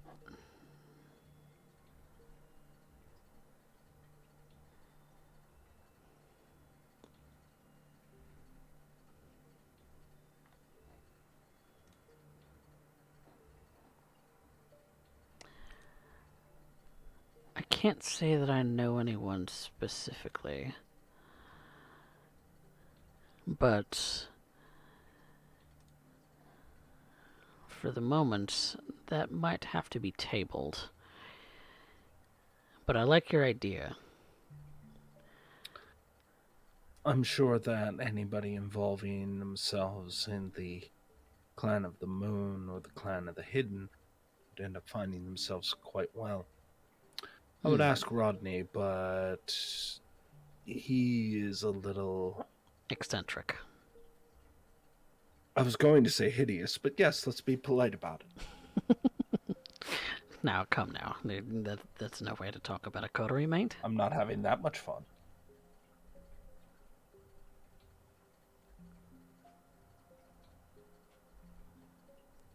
Well, I can think of a couple of the low clans who might serve that purpose. In fact, there's a coterie of several individuals who might fit the bill. But I would ask for volunteers, not for someone to go in and lose their head. Certainly not. We're not the Anarch. We don't push them into there without at least something in. I'd like to end up keeping the matter civil and keep it to questions being asked, what people can observe. Are Let's you leave volunteering? The fighting for. Am I volunteering?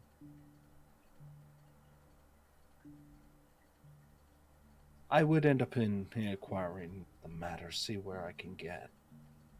Until then, I think it's only best that I end up at least get a measure. As I said, my job here is not bark orders or anything of such. I am simply a facilitator. I help weave people together. Consider me a restorer of well-worn fabrics of our little. You think the menagerie. fabric of? You think our fabric is worn? Over 1,000 years, I would end up questioning if it wasn't. Camarilla has been around for quite some time. Yes, it has. Besides, our fates are intertwined. Yes, they are. So, that being said, I haven't heard much from Mr. Bashir, who has been so kind as to end up just letting me prattle. Tell me, Mr. Bashir, what is it that are you thinking during this particular lovely conversation? I'm simply observing you. And what have you, sir? Kind of disappointed that your eyes haven't ended up drifting lower, to be honest with you. I have class, Miss Rain. Perhaps, but it might also be of no interest. In which case, then I feel like I've disappointed you. The eyes are the window to the soul, Miss Rain. And I'm trying to gauge how much of yours is left.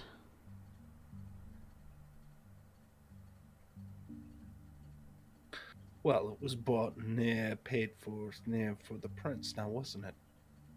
Yes, it was. So you'd have to take that up. Certainly, our prince has much bigger issues to tackle than my observations about you. Oh, like what? You're very keen about what word you select. You're very quick to flatter and assume flattery. Well, that you can blame that particular trait upon my sire. How has he been doing, by the way? He spat in the waters of life, and so here I am. I've always had very good conversations with Austin. I imagine that the more accurate is to say that you sat and listened, observing his soul as he rattled. Perhaps.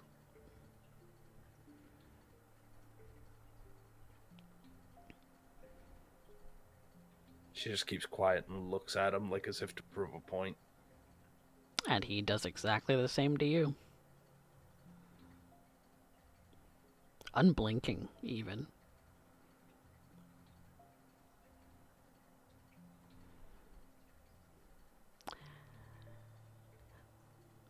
And that's when Spencer pipes back up. Should you actually be serious about this plan, I would like to know more. Well, I need to end up finding individuals who can. But upon any small interactions, I will gladly end up bringing it to you if it bears. If not, there's no point in wasting your time. If there's complications, well, there's a reason you're here. That is my job, after all. Mine and Mr. Bashir's job. Keep that in. I would say good hunting, but I don't think you need the luck. Well, So, happy hunting.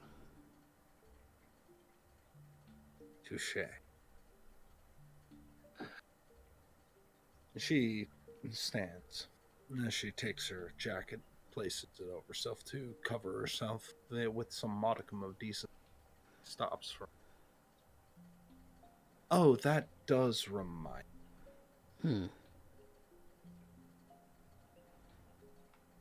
I don't think you answered my question. What does a scourge do? And there's no one around to change.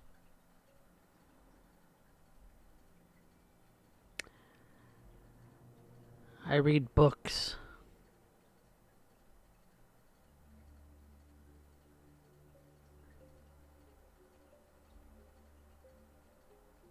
Fiction, primarily.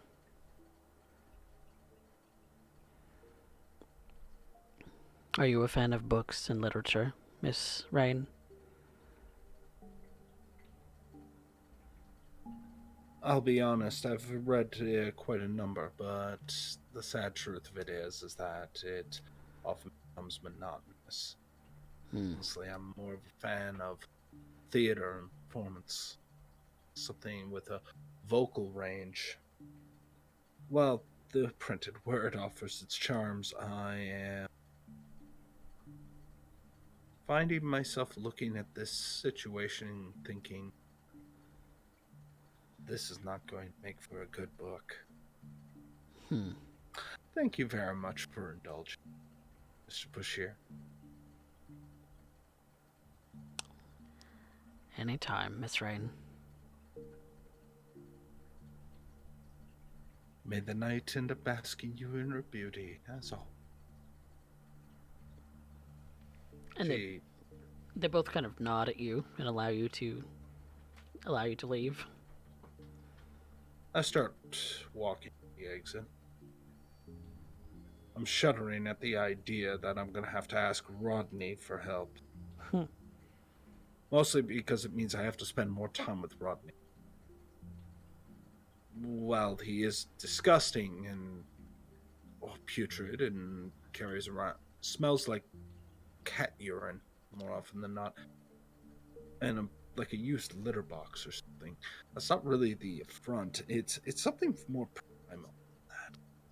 There's just something internally that is wanting to retch up my own personal hairball at the idea of being stuck in a room with Rodney for prolonged periods of time.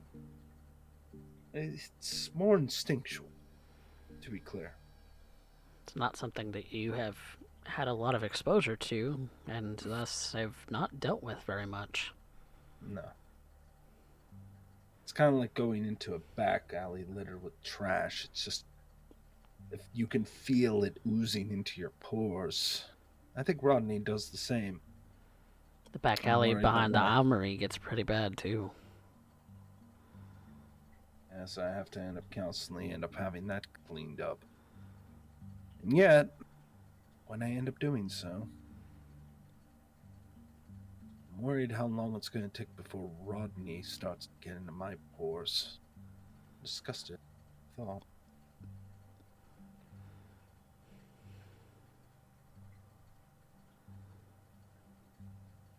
So where are you off to next?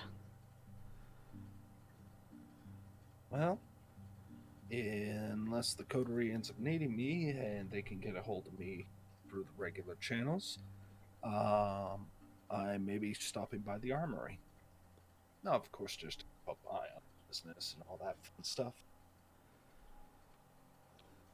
By the time you're done with your conversation with Mr. Quinn and Mr. Bashir, everyone else should be finished with their goings on for the night, so it depends on what the others want to do.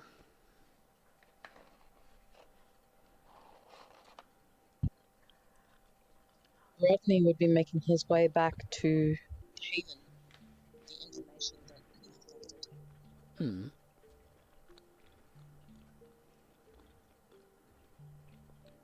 I finished all my errands.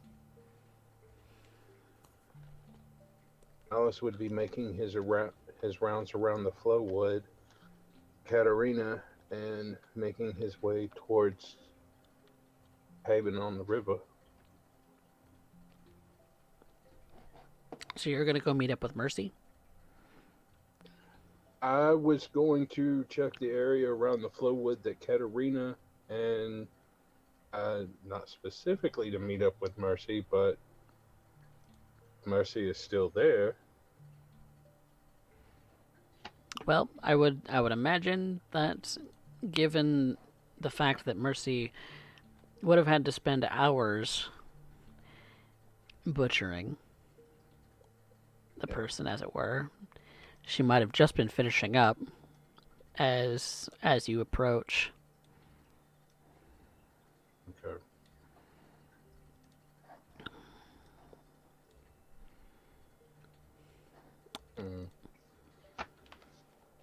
Okay.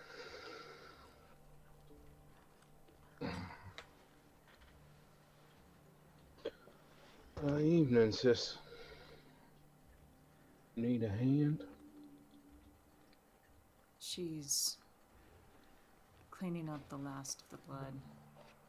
Dirty cloth. She has a distant look.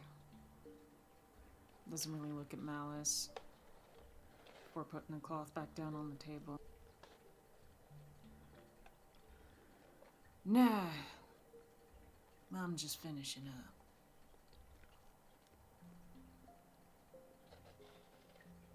How'd searching go?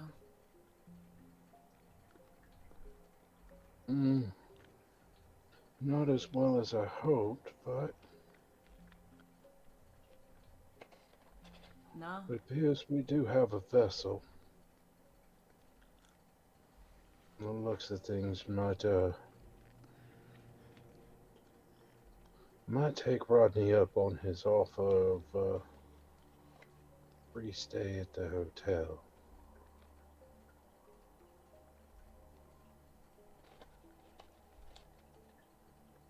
Well, if that's the case, that's just mighty fine, I do. It's always easier to handle things in a violent way. Yeah. Although violence is sometimes satisfying, not always the right way. It ain't satisfying in the least. It's only temporarily satisfying. Actually cause more problems and headaches after. Sometimes just breaking something just feels so satisfying.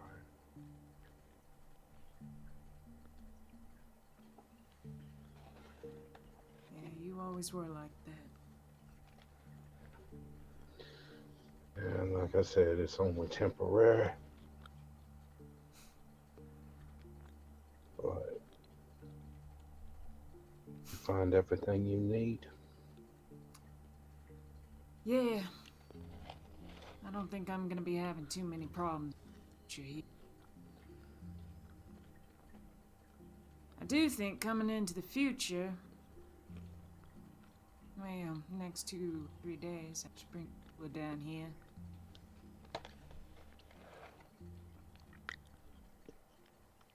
Be nice to have some refrigerated supplies. Preservatives and all that. I was just coming to check on the stores as they are.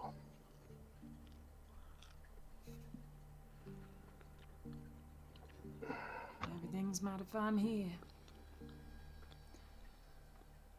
Look, if you need me to go grab some, tell me. But otherwise, I'm at your mercy next couple weeks, so. I'll be sure to let you know, but I don't think we're gonna need that. But if we do, I'll be sure to keep you in the loop. Please do. That's a given.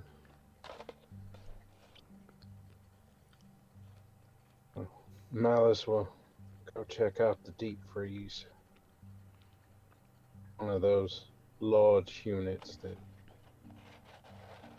doesn't stand up right, it lays down. And you can fit 3 or 4 bodies in. Okay, out of character. We had this at the shack? This was It's not just a shack. This is a house that floats on the river. There is a generator in the house. If it loses power, to keep this refrigerator running. Yes, there is a freezer and a small mini fridge in this house. I was under a very different impression. This is not a shack that has no electricity. It's on the river. It floats. But it has power. Where do you think I keep my ritual supplies?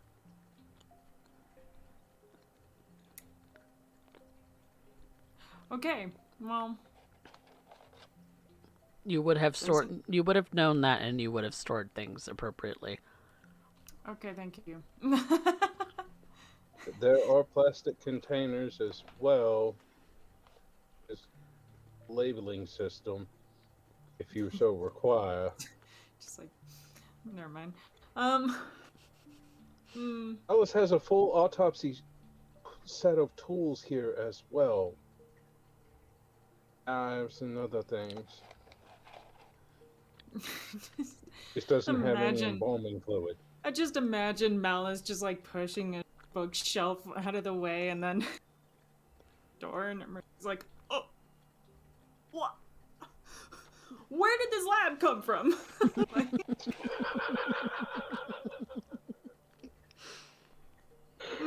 The lab has been here the whole time. Brother, you never told me about this. Son of a bitch. I've been wasting my time.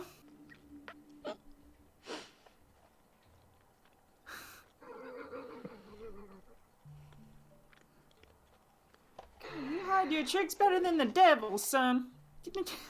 Get out of here with this.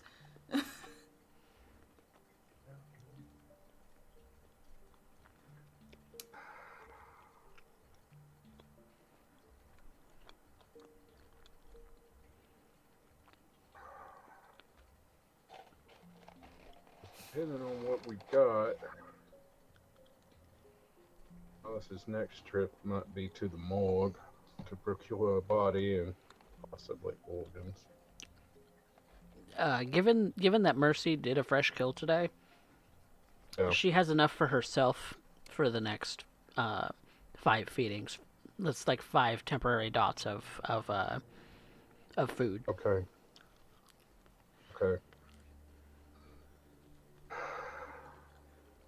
Is there anything still in the freezer or in the refrigerator? You did not state that there had been anything in there prior, so whatever is in there is what Mercy had just filled it with. Alright. That's why I wanted to make my way out there to check, see what's available. Alright, well.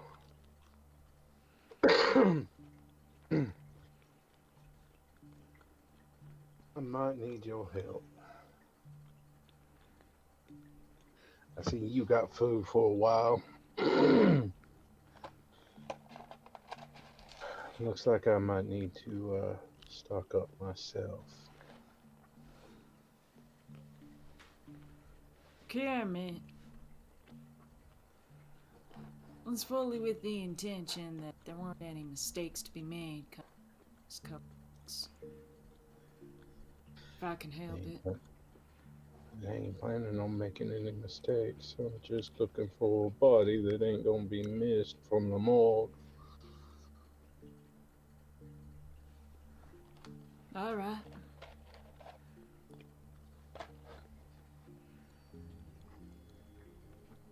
What do you need of me, Malice? Your ambulance, for one. Done. Beyond that, I don't think I need any help. Move a body from the morgue.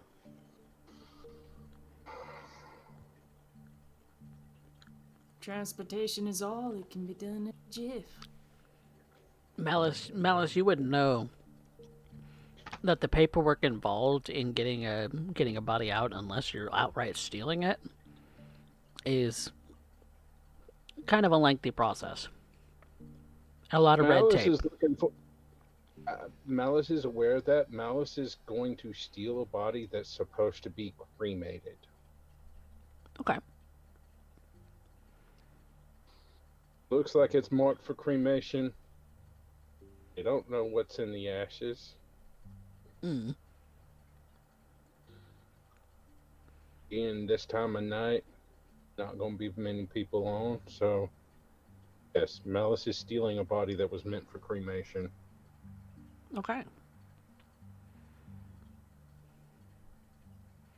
So in the case of that, since the morgue technically does not consist as part of your domain, it is part of the Hecata domain, you'd be going off of their chase. Not to mention... Oh boy. Yeah. Not to mention that there might be some Hecata red tape. There might be. Yeah. I was aware.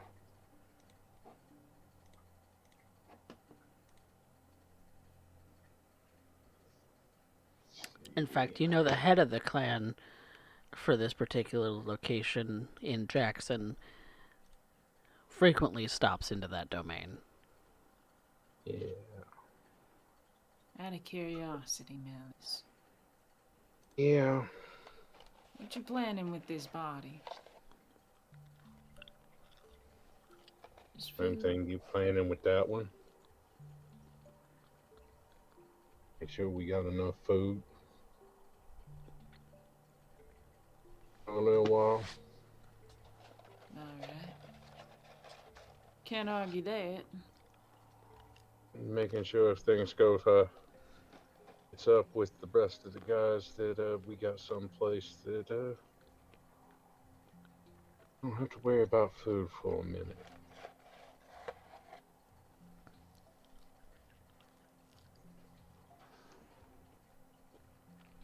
Not that I intend for things to go sideways or nothing, but you never know.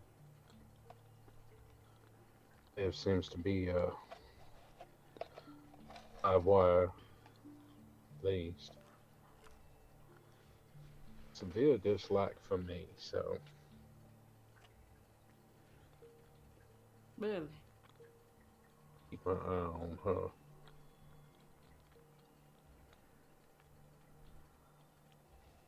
Just within our own little coterie. Huh?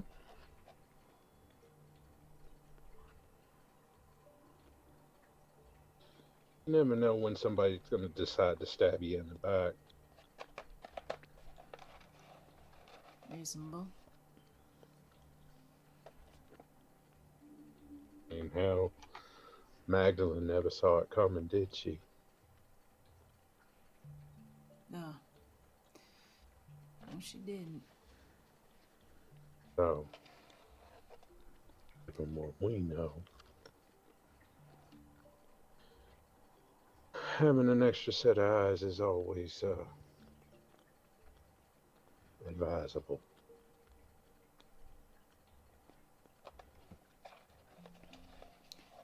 Speaking of, what exactly did you take on a cruise so far? What? What's your take on the cruise so far? Got Miss Dana Reen, Mr. Rodney, Miss Liv. Rodney's an awkward sort. He seems awfully shy around the pretty ladies. Seems to have taken a shine to you. He's still questioning. So I offered to bring one of his beloved felines back. He seems to have kept a bit of a distance. Like I said, Liv,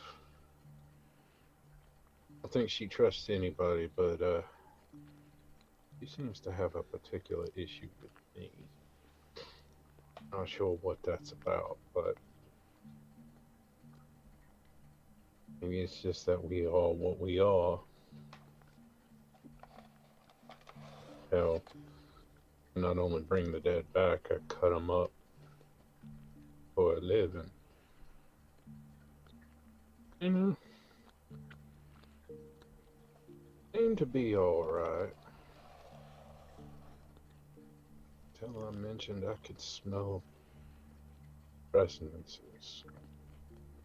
And since she's at a bit more distance than.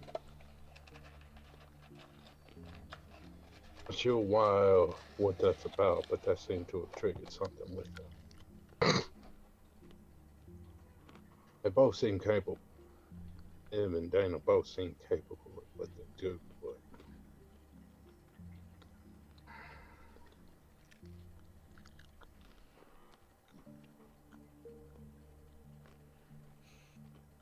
I don't know.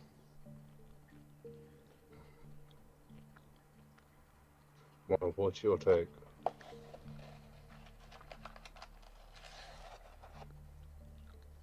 Well, Rodney seems to be the kind of fella. Scratch your back, he'll scratch yours. Otherwise, leave him the hell alone. And his cats. I can respect that. Fuck with the cats. Don't fuck with the cats. Yeah, they're cute little bastards, too. I said... Leave.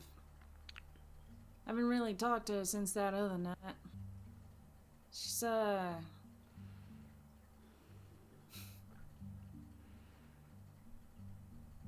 she kind of reminds me a bit of my pa. You know how every time you come over, step in the living room, hold the revolver, spin it, be like, you ready to go out shooting? And every time you'd say, no.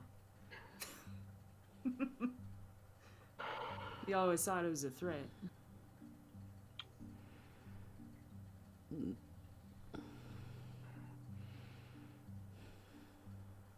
Eventually, both of you did. I think maybe you and Liv could get on the same level.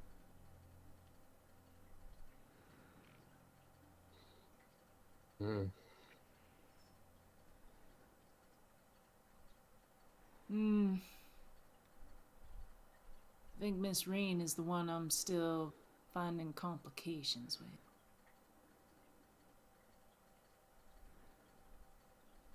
I want to get along with her. I notice far too often she be biting her tongue.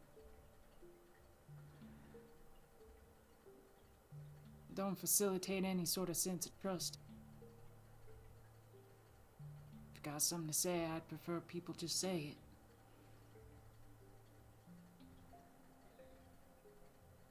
Yeah, I I suppose. can appreciate that. Yeah. I suppose if you're dealing with a bunch of blood-sucking monsters, maybe it's better to keep your own opinions to yourself.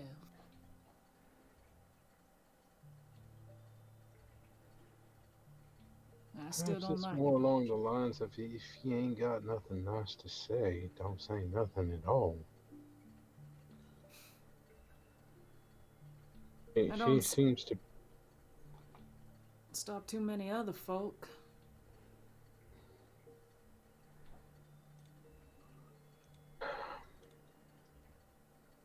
Oh, but we were raised a different way, so seems to me she's a bit like Magdalene in the sense that she's on the political side of things. When you're playing politics, it ain't wise to have everybody pissed off at you, even if you're all right. Especially if you're all right. Piss off enough folks, don't care how right you are, they just want you gone.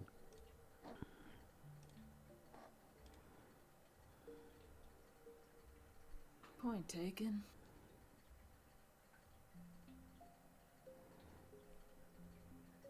I ain't never been one much for politics, so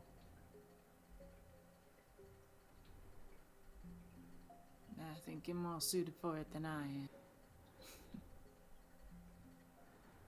mm, Come on just now, because I man. have knowledge of it doesn't mean I'm suited for it. What? But that killer Knowing how smell. the game played helps a little, but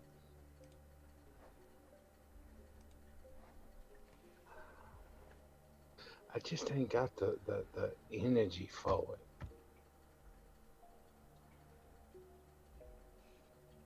Seems to me a waste of time and energy. I see the point.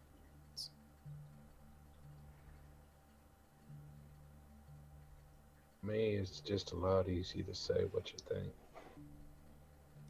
mean what you say what you mean.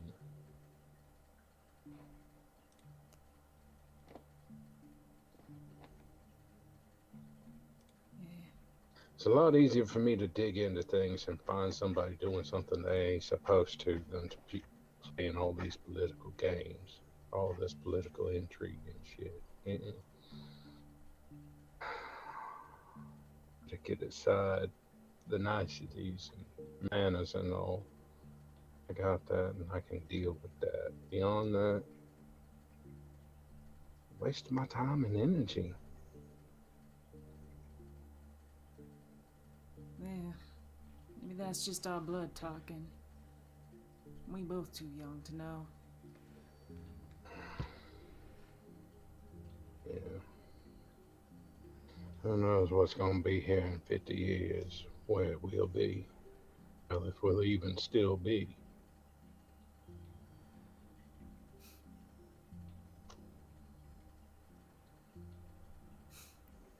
I'd A say lot probably can 6 feet under, but that don't mean shit. Some say we should already be there.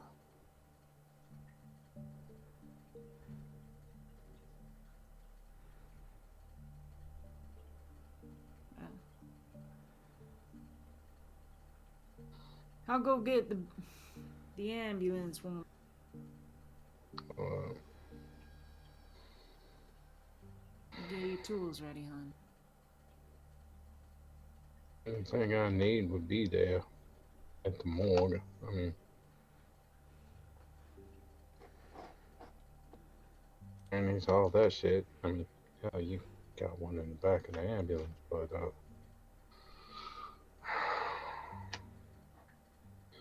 I gotta actually go look through some paperwork, so it might take a minute. Take whatever time you I'll have to need. do some of that politicking you was talking about too. Oh. Not everlasting. Depends on who's on duty and whoever happens to decide to show up. Given that we all gonna be in the Hakata domain, since it's where the morgue is. If that's the case, couldn't you call Katerina? I could. So could you. I don't need permission to drive around the... I ain't asking. It's easier to ask for forgiveness than it is for permission. I wonder about that.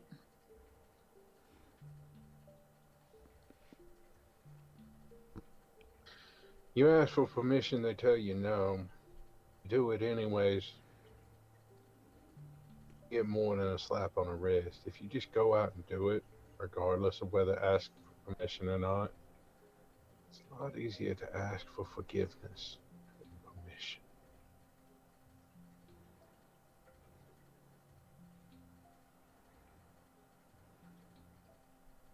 Maybe.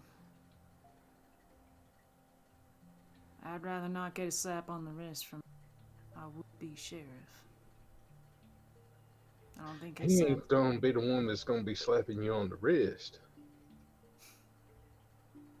You don't think? Mm-mm. It's not his domain.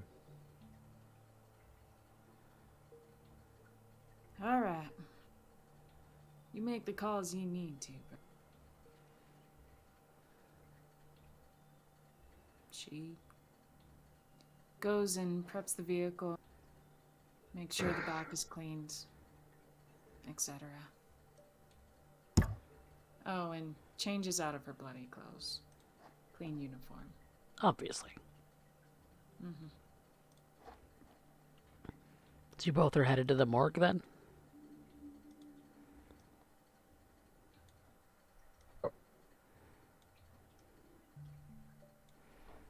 All right. Dana, Rodney, do you two eventually meet up? If Rodney's looking for me. Rodney would go out of his way to find Dana. All right. Then you both will be... Yeah, then we'll have you both meet back up at the coterie house.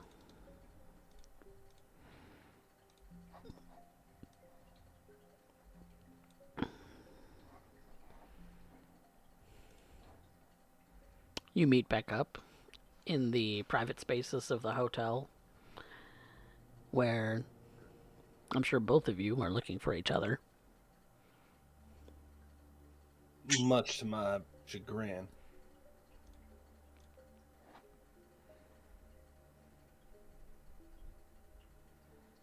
Has settled himself in and is kind of looking around for whoever he can find.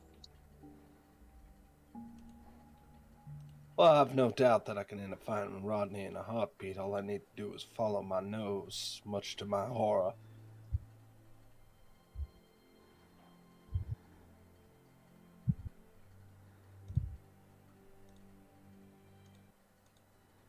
Dana.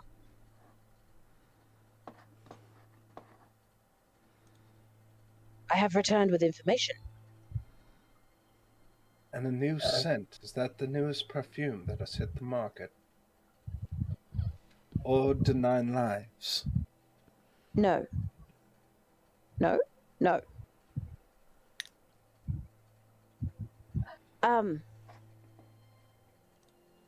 The address that we checked out. There is a man there who seems to be... Didn't think he swung that way.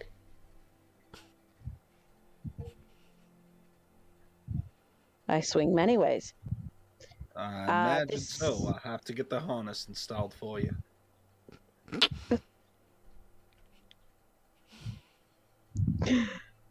This man, he is sleeping on a couch in somebody else's home. Nah, that one was too easy. Go on. The idea should work to coax this person in to use him as sacrifice.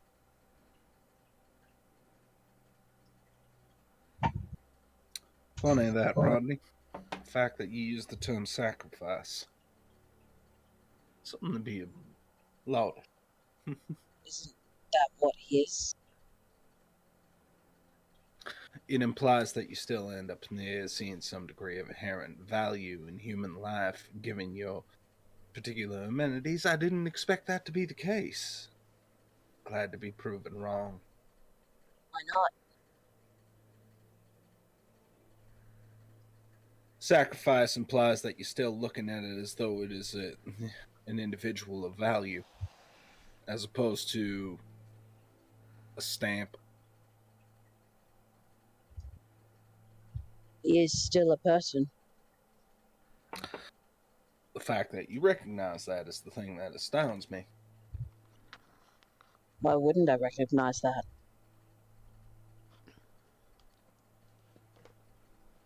Believe it or not, that's the exception. That's the exception to the rule.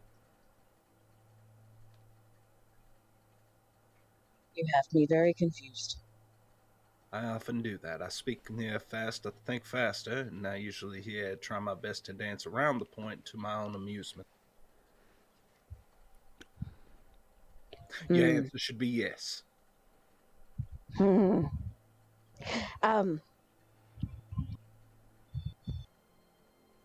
Yes.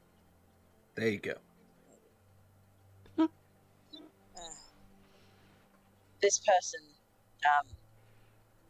I thought to hand this information to you. The woman was not there, so couldn't get anything on her. That going to be a problem? We're not quite sure when she comes in and out. But the man sleeps on her couch. Easily accessible.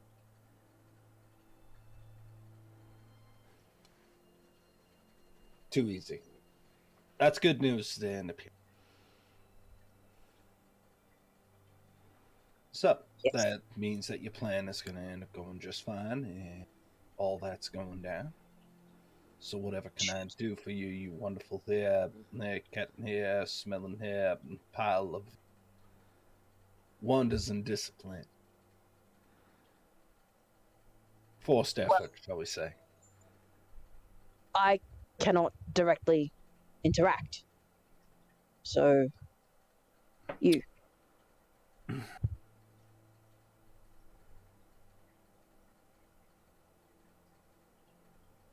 So, what do you need me to do? Go up to him, say, hey, darling, I need to keep my bed warm for a few nights. You interested? Is that what you're looking for? The offer was to get him to the hotel, but... Oh, so I'm on escort duty. This is not going the way that I thought it would. It rarely does when somebody's first time, but relax, I'll be gentle.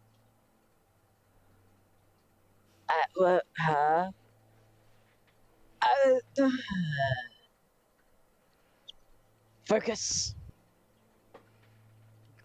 She is mighty pretty. She is. But that's beyond the point. I need to, we get him to hotel with offer of free stay. Perhaps you can lure him away. I don't know. You want him to say yes to stay in the hotel for a few nights. During those few nights, the second he leaves, you put him on as sacrifice. Do I understand this plan? Yes. Yes. Sure. I think so. All right. Well, I'll tell you what. Since you're not 100% sure, I'd say you're You're 99% sure. You're almost there. So, just to secure this whole thing, I'm going to scratch your back. And you just keep a healthy distance from me and maybe take out the trash for me, and we'll call it even. I'll delouse my hands, and we'll call it even. So here's the trash I need you to take out. Real simple. I need you to go a little deeper into Anarch territory. I need to understand what's going on. They're quiet, which is normally a good thing, but this time of year they're usually not so quiet. They're still quiet. That means the rhythm's off. Like menopause.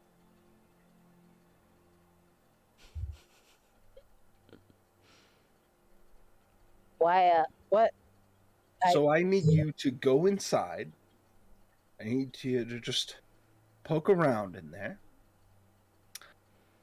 Find the sweet spot to get as much out of it as possible.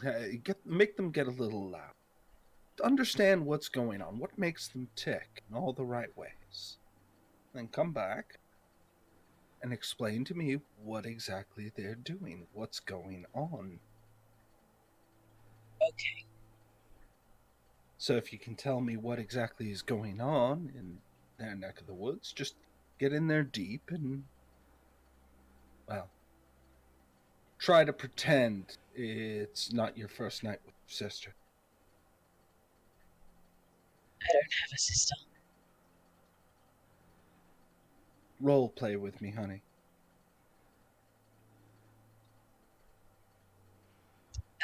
Uh,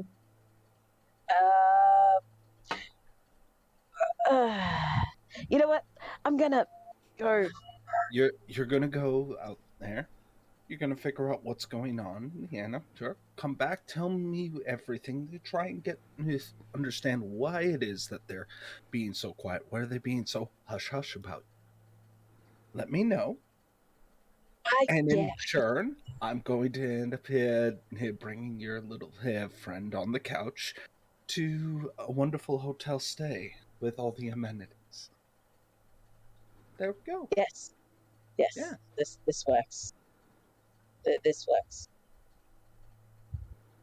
Have a good night, Dana. How do I'm gonna go this way. The door's that way, Rodney. Right, that way. And she just watches you makes leave. his way out of the room. She just smiles because finally she managed to make him squirm as much as she does internally to him. He just doesn't know how to handle.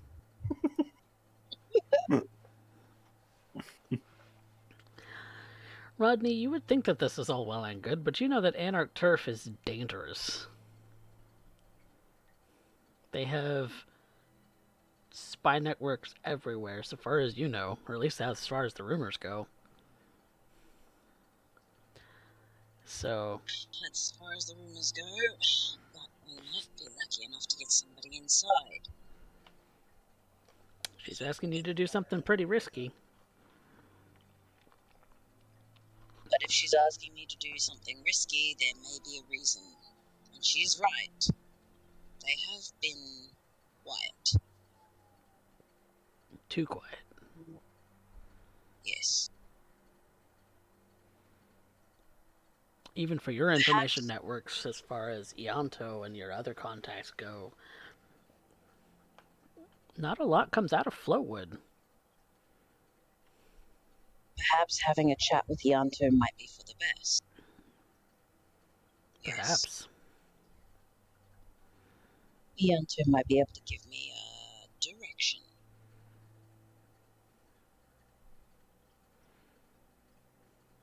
So is that where you're headed?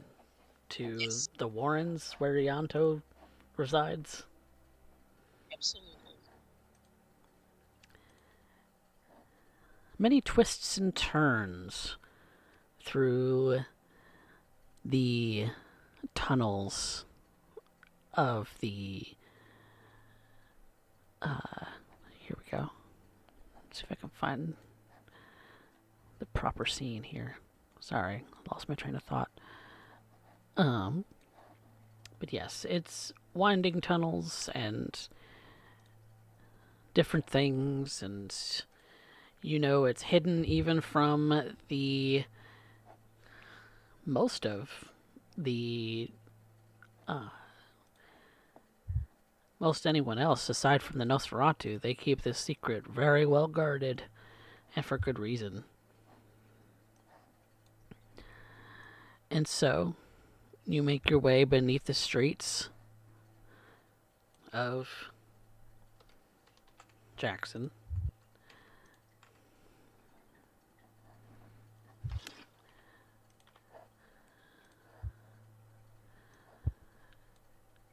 And you will find Ianto there.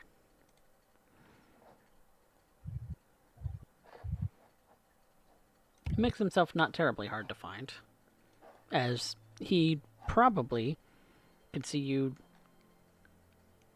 probably knows that you're coming about long before he does, long before you do.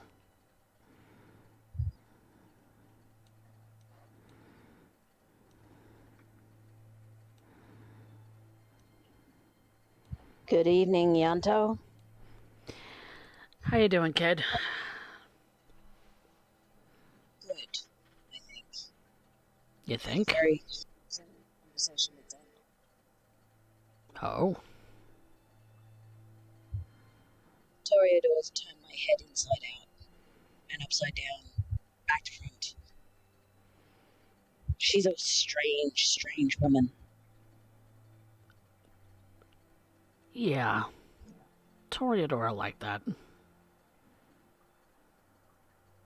But she raised an interesting point to me. Oh? I was wondering if you'd heard anything from Flowwood.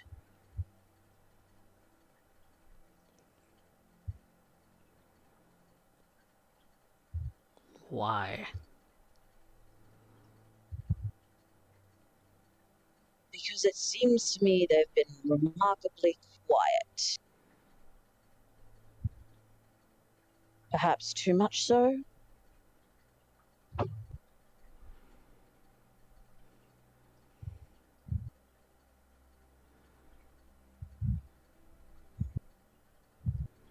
You're normally not that nosy. What prompted this, kid?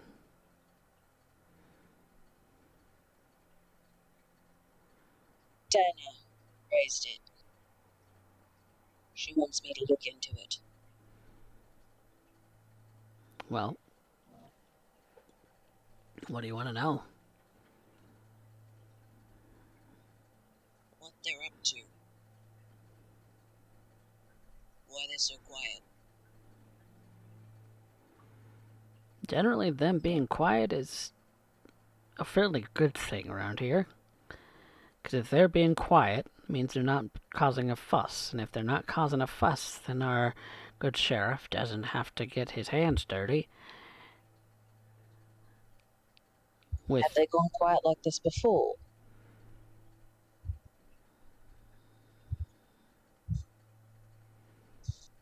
Now that you mention it, it's been a couple of years since we've heard anything big from them. Or they've attempted anything big, anyway. Not since Austin Wright was attacked. Austin. Yeah, you said your coterie mate's Data? That's her sire.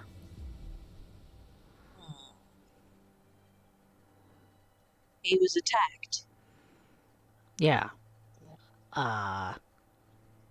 Driving along, in his car one day, and I don't know, the story goes that some young kindred decided that they wanted to throw Molotov cocktails at the thing.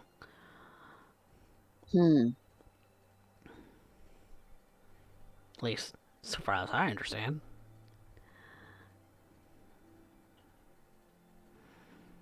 But that's the last big push that they've ever made, and they haven't been back into the center of the city since. Mostly because Mr. Bashir and Mr. Quinn keep the borders pretty much on lock.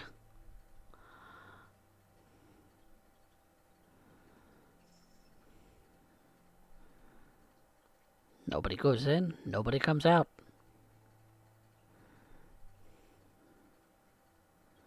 So it's not a usual occurrence for them to remain silent for so long. Not usually. Anarchs get pretty bored. And, depending how strong their numbers are getting, they might even get desperate about pushing their borders out. Flowwood isn't exactly the most lush of domains, and I think that's on purpose. Prince Calhoun might be trying to starve him out of the city. Move on to greener pastures, as it were. Personally, I'd think of silence as in like a child. When a small child is quiet, you wonder what they're doing and what they're up to. Oh, you're not wrong. You're not wrong in that. So if they've gone quiet for a long time, I can see why Dana wants to look into it. Wants you to look into it. She mentioned it.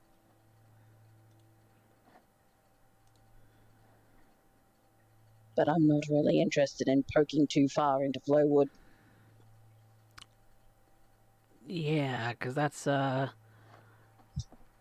have no qualms about putting anyone who isn't them, quote, out of their misery. What of our own? Nosferatu.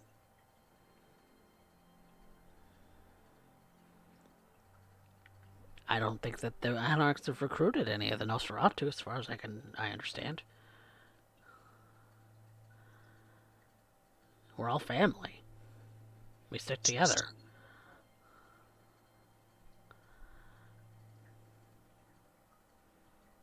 So how does their information network work? They must do something else. Some of the prominent names that you might have heard are, obviously there's Baron Thresh. Well, he calls himself a Baron. He's, the leader of them all, or whatever. He's a gangrel, if I remember correctly. And probably one of the oldest amongst the Anarchs.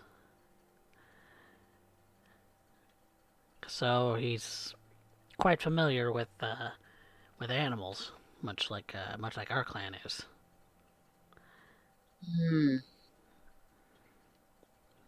Given that we're all kind of,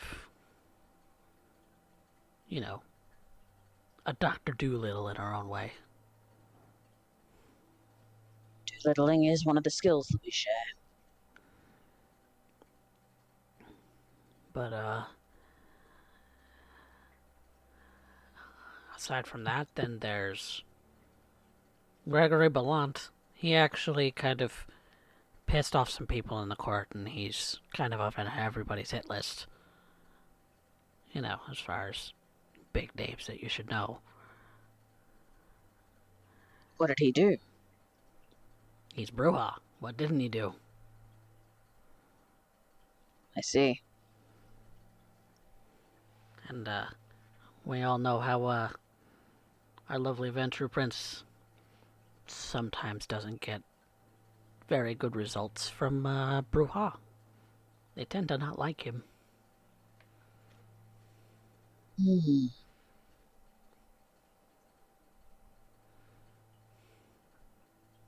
It can't simply be two, and only two, kindred holding the whole domain together. No, I imagine that there's a bunch of them, but those are some of the big names that you should probably be aware of.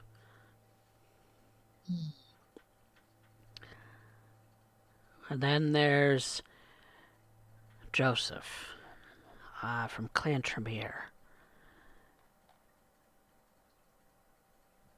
He, yeah, Joseph Gutenberg.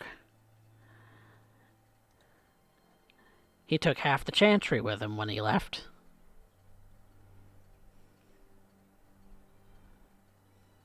Imagine that went down well.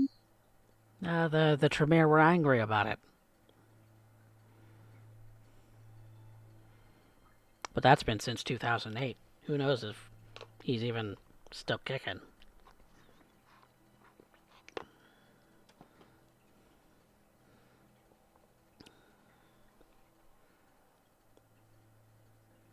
Interesting. Definitely an old bag. He was always hard to work with. When he was a member of the Tremere Chantry.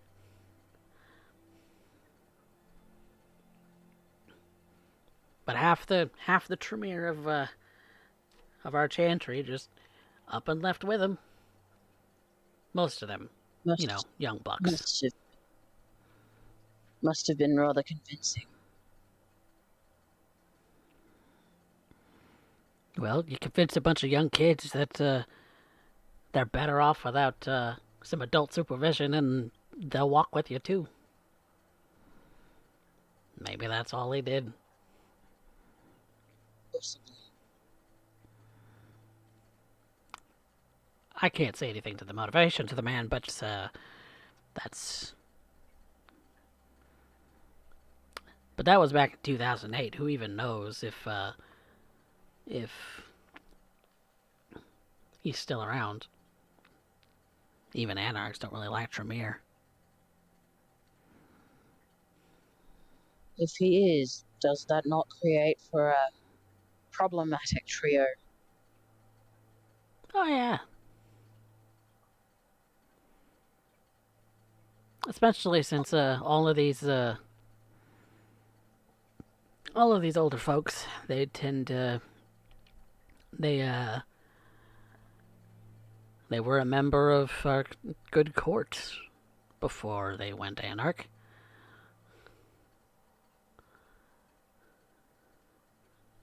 For as long as I can remember, Thresh has always been on the opposing front of the Camarilla.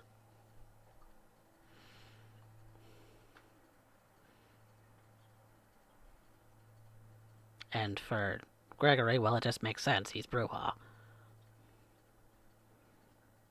Brujah like to rebel against any kind of authority.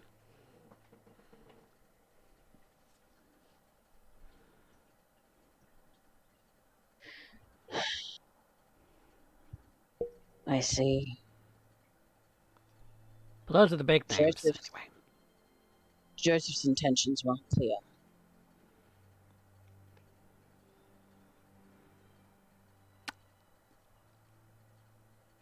When that happened, there was kind of a big schism that happened.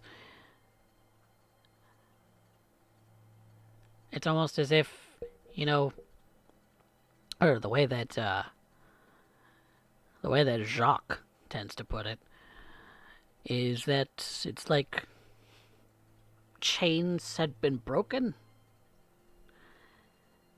And when you have unchained individuals, they tend to do what they want.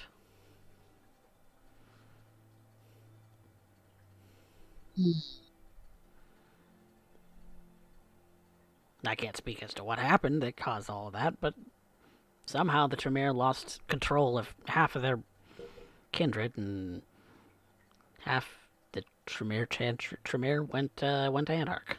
So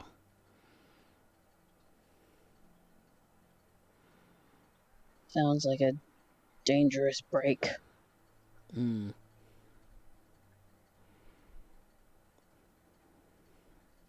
Aren't the Tremere wizards and whatnot? Yeah. I guess you can say that. Hoogity boogity. Supernatural hoity-toity stuff, yeah. Right.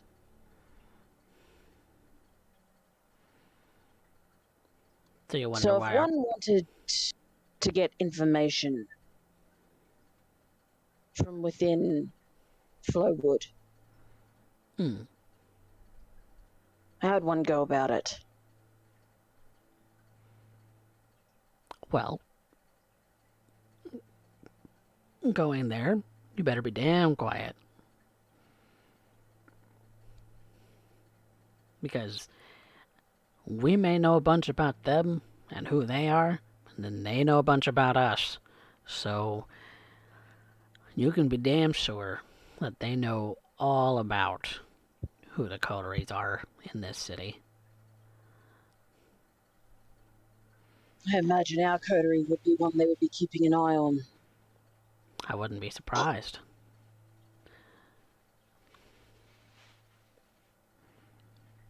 You're the dig team, after all.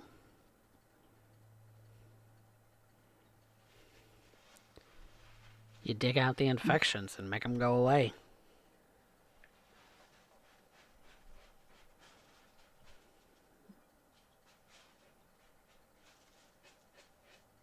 I'm not looking to kick up a hornet's. Well, the hornets are not buzzing. So there's something in their nest that they're wanting to keep quiet.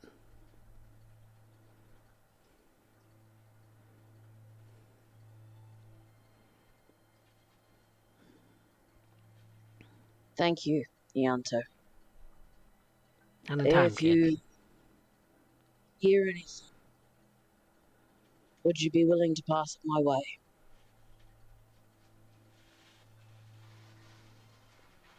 That's a back and forth kind of proposition. Of course. I've given you a bunch. What could you tell me? What can I tell you?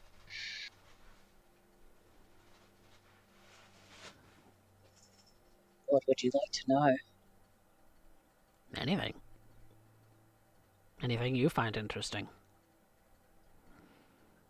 Or you think that I would find interesting.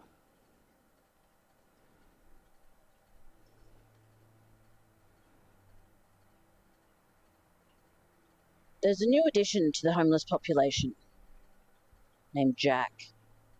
Jack. Yes. It could be something to be used.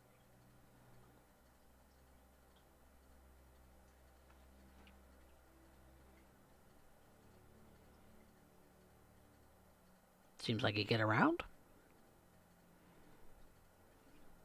Well, he's made himself known amongst my groups. Interesting. And what do you make of him? Haven't met him myself yet. Haven't really had the chance.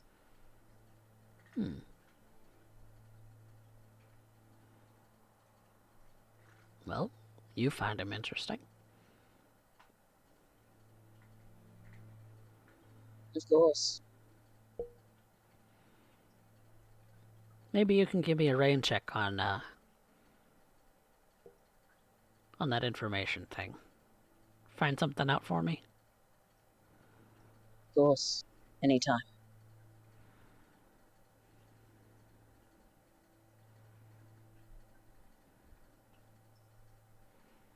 I'll let you know.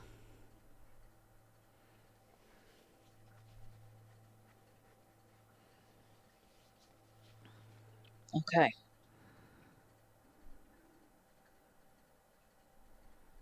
Oh, actually.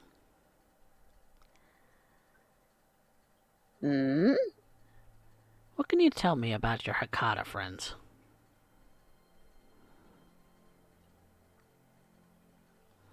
Mercy and Malice? Yeah, they've been hanging out with your coterie, haven't they? They have. Let's see. Malice.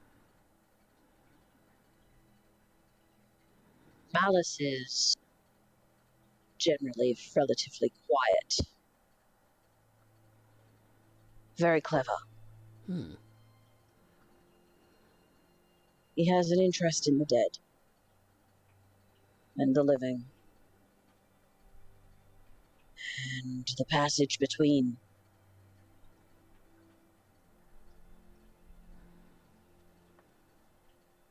He's someone to keep close. Mercy. Mercy's a sweet lady. She is lovely. But I think she struggles.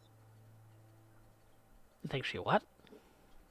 She struggles with what she is. We all do when we're young. We all do. She tries to hide it, but you can see it behind her eyes.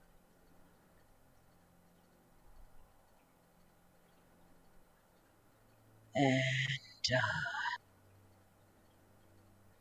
well, frankly, I quite like her. She's a bit of a kindred spirit, isn't she?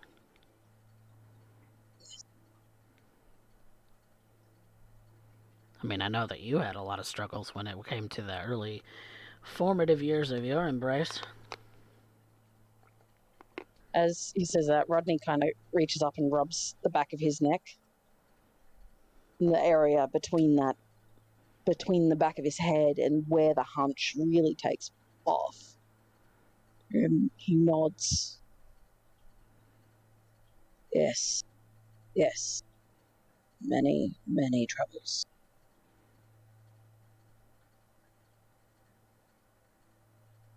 Is that all you wanted to know? Yeah, for now. Well, Find anything interesting out about them? That would go a long way. But, sounds to me like, your friend Mercy needs a friend.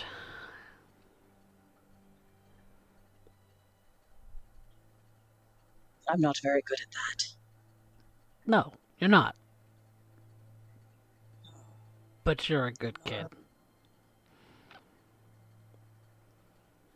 You'll figure it out. We will see. I have faith. You're gonna figure it out. You're a smart kid. Thank you, Yanto. That's what I'm here for. Feel free to pop by when you need me. He kind of gives you like a little finger guns. Rodney gives him back, but it's kind of awkward and unsure. Be a little more confident than the silly things.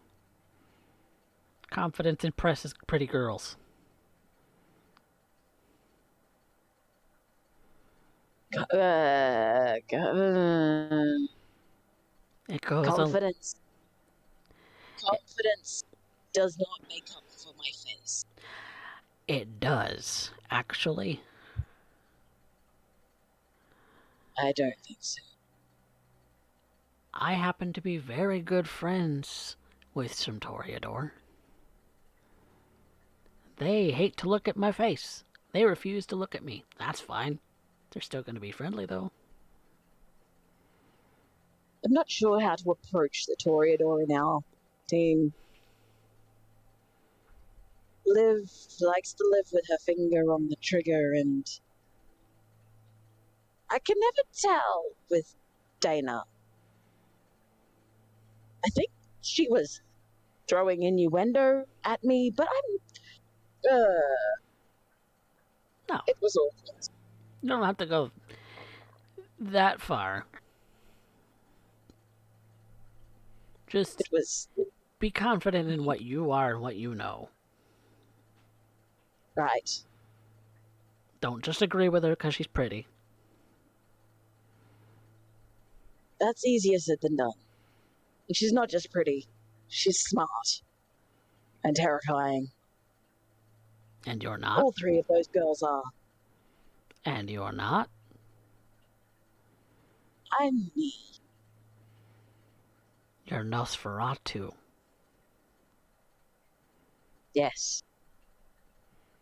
We're terrifying to look at,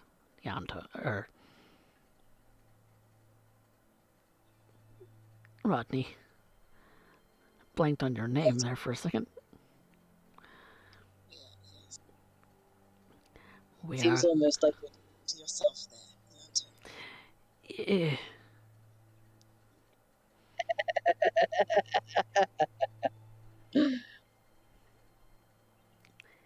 If you must, lean into it. That's all I'm saying. if I must. But right now, I think I am okay. For now. For now. Now get out of here. I will see you another time. You know If you you're don't always see me. welcome. You know you're always welcome back home. Of course. And with that, Rodney turns to leave. And through the winding tunnels, you make your way back up to the surface. Going through sewers, through underground passages built by your ancestors. Possibly even by your great-grandfather, the sheriff himself.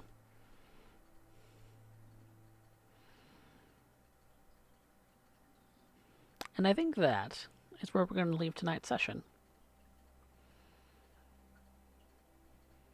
With everyone's plans coming to fruition.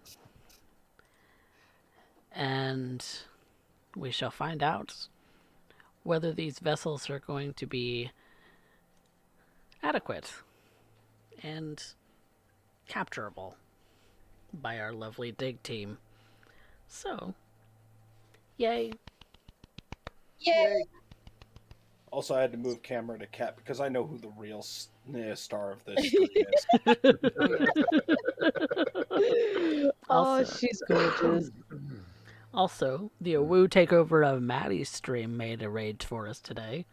Thank you so Yay! much for them. Welcome, There was- Raiders. There was a couple of other raids earlier as well. There was boy. Maddie raid. There was a who else raided us?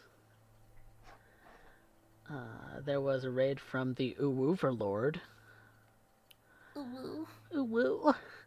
Thank you for anybody who stuck around from them. And then, of course, we had Derek's raid earlier tonight, of course. So, yes, we definitely appreciate everybody who comes by the stream and supports us. Thank you so much. And so, now we have to resolve some stains. First one. See, episode 2. Hi. No worries. Good luck, Mercy. All right. Fuck. How do we do this? So the you have your humanity pool, which is 6, I believe, right? Mm-hmm. And you have 3 stains. Mm-hmm. So that gives me 1 empty space, so 1 dice. Yep, it's a chance die. Fitty. Fitty fitty. Do I just roll remorse straight up? Yep, roll the remorse and then 1 remorse die, and you pass. Hey! Flying colors, I even. feel terrible. Well done. You feel absolutely Feel like terrible. shit. The Yay! tears that were streaming down your face were genuine. You want to rip your own heart out, basically. Sucks. I hate living like this. I hate living like this.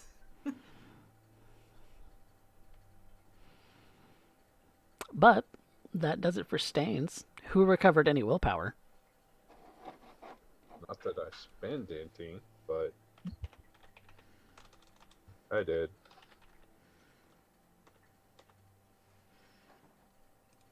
Oh boy.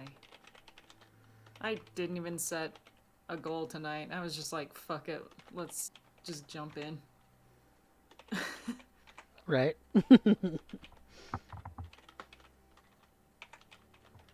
Okay, and I'm setting up the poll for you guys to vote on who the audience favorite is, but we're going to get to experience.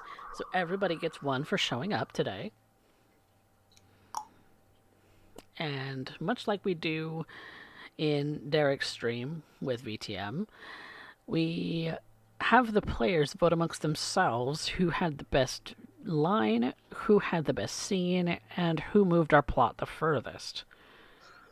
So, out of the plots that moved today, who had moved the plot? I want to say Dana. I would actually say Malice probably. I'd have to go with Malice too, because he led the investigation on the household. And it was like Malice was more or less the brains on that point. Was the one that effectively flicked the dominoes. We just happened to be part of the domino chain. Yeah. Now it helped push other plots, fantastic, but which is how you want to play. If you're the one leading, you want to be able to go, okay, and suddenly 3 people have something else to do. Fantastic, my job's done here. So that was well played. I want to reward that.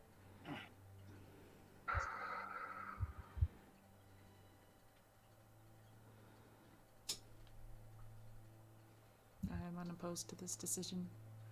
Mojo is currently thinking, do I agree with this assessment or do I vote Dana and make it a tie for a roll-off? Be a greedy son of a I was bitch. actually thinking with Rodney finding more about the Flowwood and the makeup as well. Also finding out, well, not actually finding out.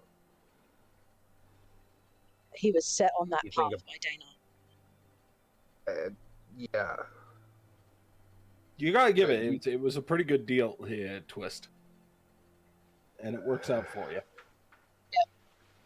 I'm not going to dissent. I'm kind of tossed up now between Dana and Malice, but yeah. Decide, people. I will go with myself. Okay. Then Malice it is. So who had the best scene? Mercy. Mercy. Oh my god. Mercy. That was a good scene. Thank By you. heart. I work hard Oh on my my God. acting skills. By heart.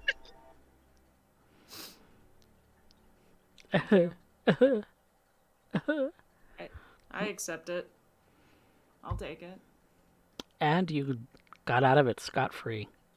You're still as human. It's still as humane as you were. Yeah. Having All right. murdered a man. Look, there's a reason. And it's because if we're going to court with some tax offering or whatever, I really don't want anyone that specifically between the two of us. Everyone else, I don't know. It's just good to have enough power to put anyone down. Realistically, it's forethought, but Yes. in the moment, Mercy is just like, I feel savage. I feel awful. Mm-hmm. Yes. The scene with Mercy was great. I'm glad I could facilitate some of the horrific stuff that was going into that, and you pulling out the emotional stuff. Well done. Who had our best line? I'm gonna have to give it to Dana because the menopause joke fucking caught me so hard. Oh, that conversation with Rodney, she came out with some real fucking kickers, eh? That That whole wasn't just Rodney conversation struggling, with that was me struggling to go, what? Not to mention that there was a couple of times when you just almost out of rapid fire, huh? almost out of character, just like keeled over laughing. When Rodney would not be keeling over laughing. He'd be dumbfounded and be like, "The fuck just came out your mouth?" Pretty much. He's like, how do I respond to any of this? yeah, I think I know. I think that's Dana in a nutshell. Like, she will lean the conversation whatever way it takes to make sure that you have absolutely no game to work with. Do you think Dana's She actually likes to coming keep- into herself? She likes to keep people off balance, Guessing, yeah. is what I'm getting. Yeah. But yeah, my vote goes to Dana for best line. Hey, I love Dana. She's gorgeous. we need a conversation about that because, like, I try and figure out what works for a character as I'm playing them, and try and dial it in a little bit more as I go. Yeah. So, like, if something's working, like, I love that. It's like, all right, let's double down on what people like. Yep. All right. Well, we still got the poll going. So, how do you guys feel about tonight's session? I came away with so many notes. I'm glad. And that was just visiting Ianto, and that's because he's a political player. He knows who people are.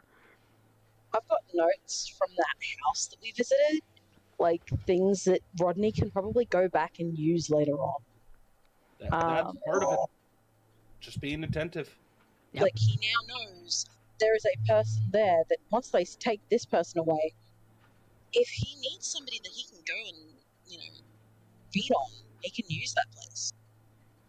But that might come back up again in the future. That is perfect. That is honestly one of a lot of people wouldn't see that as a, like, okay, what's the big deal? What that is you are looking at what is happening, and you're going past what does that mean? It's okay, well, if X is true, then Y suddenly becomes true, and now you're focusing on Y. And you can chain that down one or two ways, and this is how you keep ending up one step ahead of the curve. Right, is just figuring out, okay, how do I take advantage of the inevitability because of X, Y, and Z, that everybody's focused on this. Everybody's but it's focused on gonna affect X, this, but so you're how on do I Y get and Z people- already. Yeah, how do I take advantage of this while no one's paying attention? And usually my best political characters, like the ones that are really good at it, I think it's one of the reasons why CoffeeCat loves Urian Doyle so much, is because Urian was a master of that. Like, because he would ask people to do stuff that seemed like fairly innocuous, or isn't this a complete waste of time? Because they only saw that domino. They didn't see the three others chained to it. I mean, that's Calhoun's MO. So. Yeah, so... Hey, y'all, somebody please break the tie. Are they tying it up again? Yes. no, don't tie it. Oh my god, why? Give it to somebody. Come on now. No. We don't take away the audience vote. The audience gets the end of doing that. If they want to torment you that way, then they're going to torment you that way. It's not And tormenting if they want to me. make sure it's- that we never get another piece of bonus XP ever again by keeping it on a draw and us failing the higher low check, then that is their prerogative. They get to torment with you. They get we to are torment. entertaining them by going, please don't do it. They're tormenting all of you, not me. I love that Raven You're the is only just one like, who it made wasn't it my note fault about this time. Lies. Oh my god, Black Wolf. But yeah, I got a lot of information this session. Good. And that's what I want to be doing with Rodney, is I want to be gathering all the information. So the way I was going about it, it's like, okay, I'll do what you need. I need to know this. That's kind of what you would like to really build the relationship on. Okay, Yes. so that helps me out a little bit in being Yes. able to go, okay, Rodney because a lot of people have a hard time playing the stereotypical Nosferatu, like, oh, I don't want to be the stereotype. But no, it exists for a reason, and it's actually a really good one, right? Not only Yeah. with their Yeah. compulsions, but just how much power Nosferatu wield. It They is do. very undermined and understated. But fact of the Knowledge. matter is, Knowledge is great. oh yeah, If- Nosferatu are fantastic in that, and in all honesty, one of the best assets you have is the fact that nobody thinks of it. Like everybody knows about it, but nobody takes advantage of it. Nobody goes after it.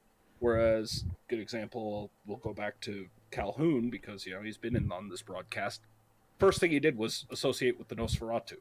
If you don't have the Nosferatu, you are operating blind. Yep. And that was part of his huge measure.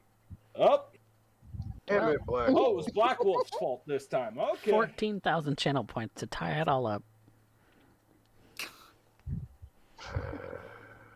All right. Oh. I I'll love you, tell Black you Wolf. You're a what. great dude. All right. Well, a dice roll it is. The audience has commanded it. You know what? I'm going to put the stress on here, Spectre Deflector. You choose. For what? High or low? For experience for everybody or experience for nobody. You can set us back a whole session. Something in me tells me high clan high, and that's just Faust calling from the distant past. Distant depths. Yep, So are you saying High Clan High? I am saying high clan high. We're gonna get fucked. Wah. We're Wah. having fucking time.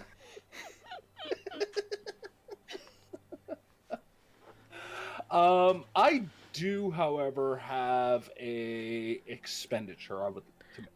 Ooh. Please do. What is it? I have 5 points of experience floating. I would like to be able to use them specifically to get Celerity 1, Celerity 1. giving Oh, me all 3 of my core clan disciplines. hell yeah. Which power are you taking? Haven't thought that far ahead just yet. You have 2 available to you. Rapid reflexes or cat's grace. I think I am going to use rapid reflexes. All right. Or no. Let's go Cat's Grace. All right. Cat's grace it is.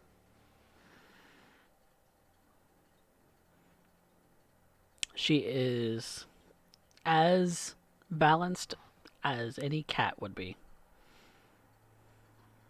She is. For some odd reason, I just kind of imagined her just like standing on a power line.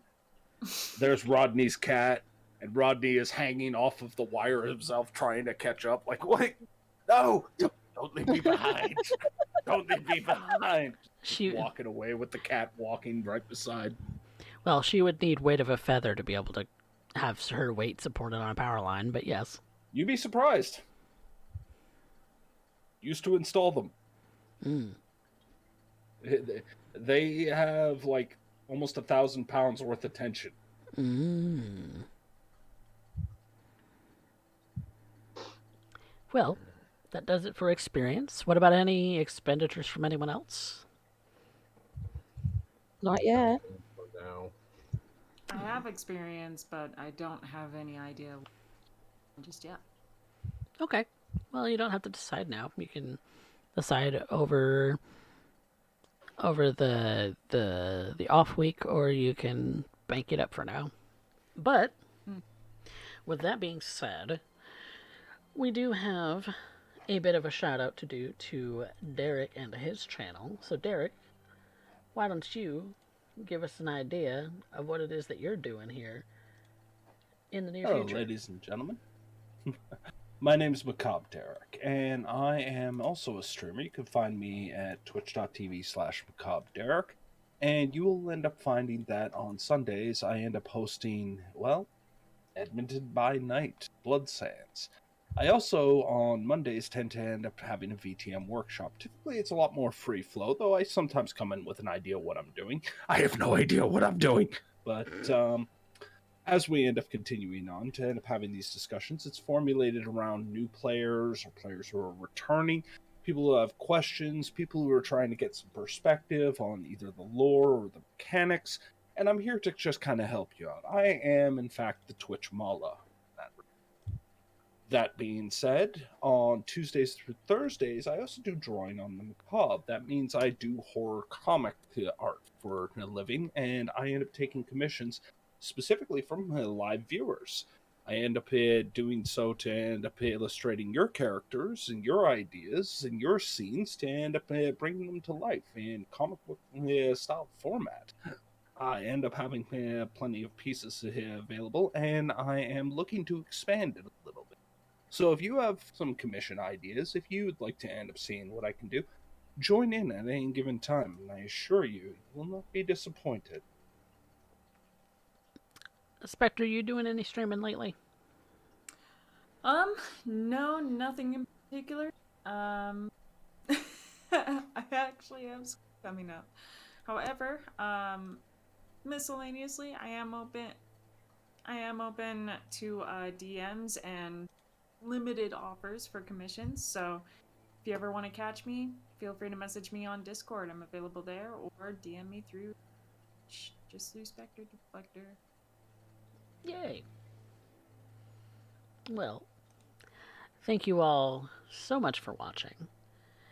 We will return next week for more of the same at War in the Soul City. But for now, say goodnight, everyone. Good night. Good night. Dana is very confusing. I leave a lot of people confused.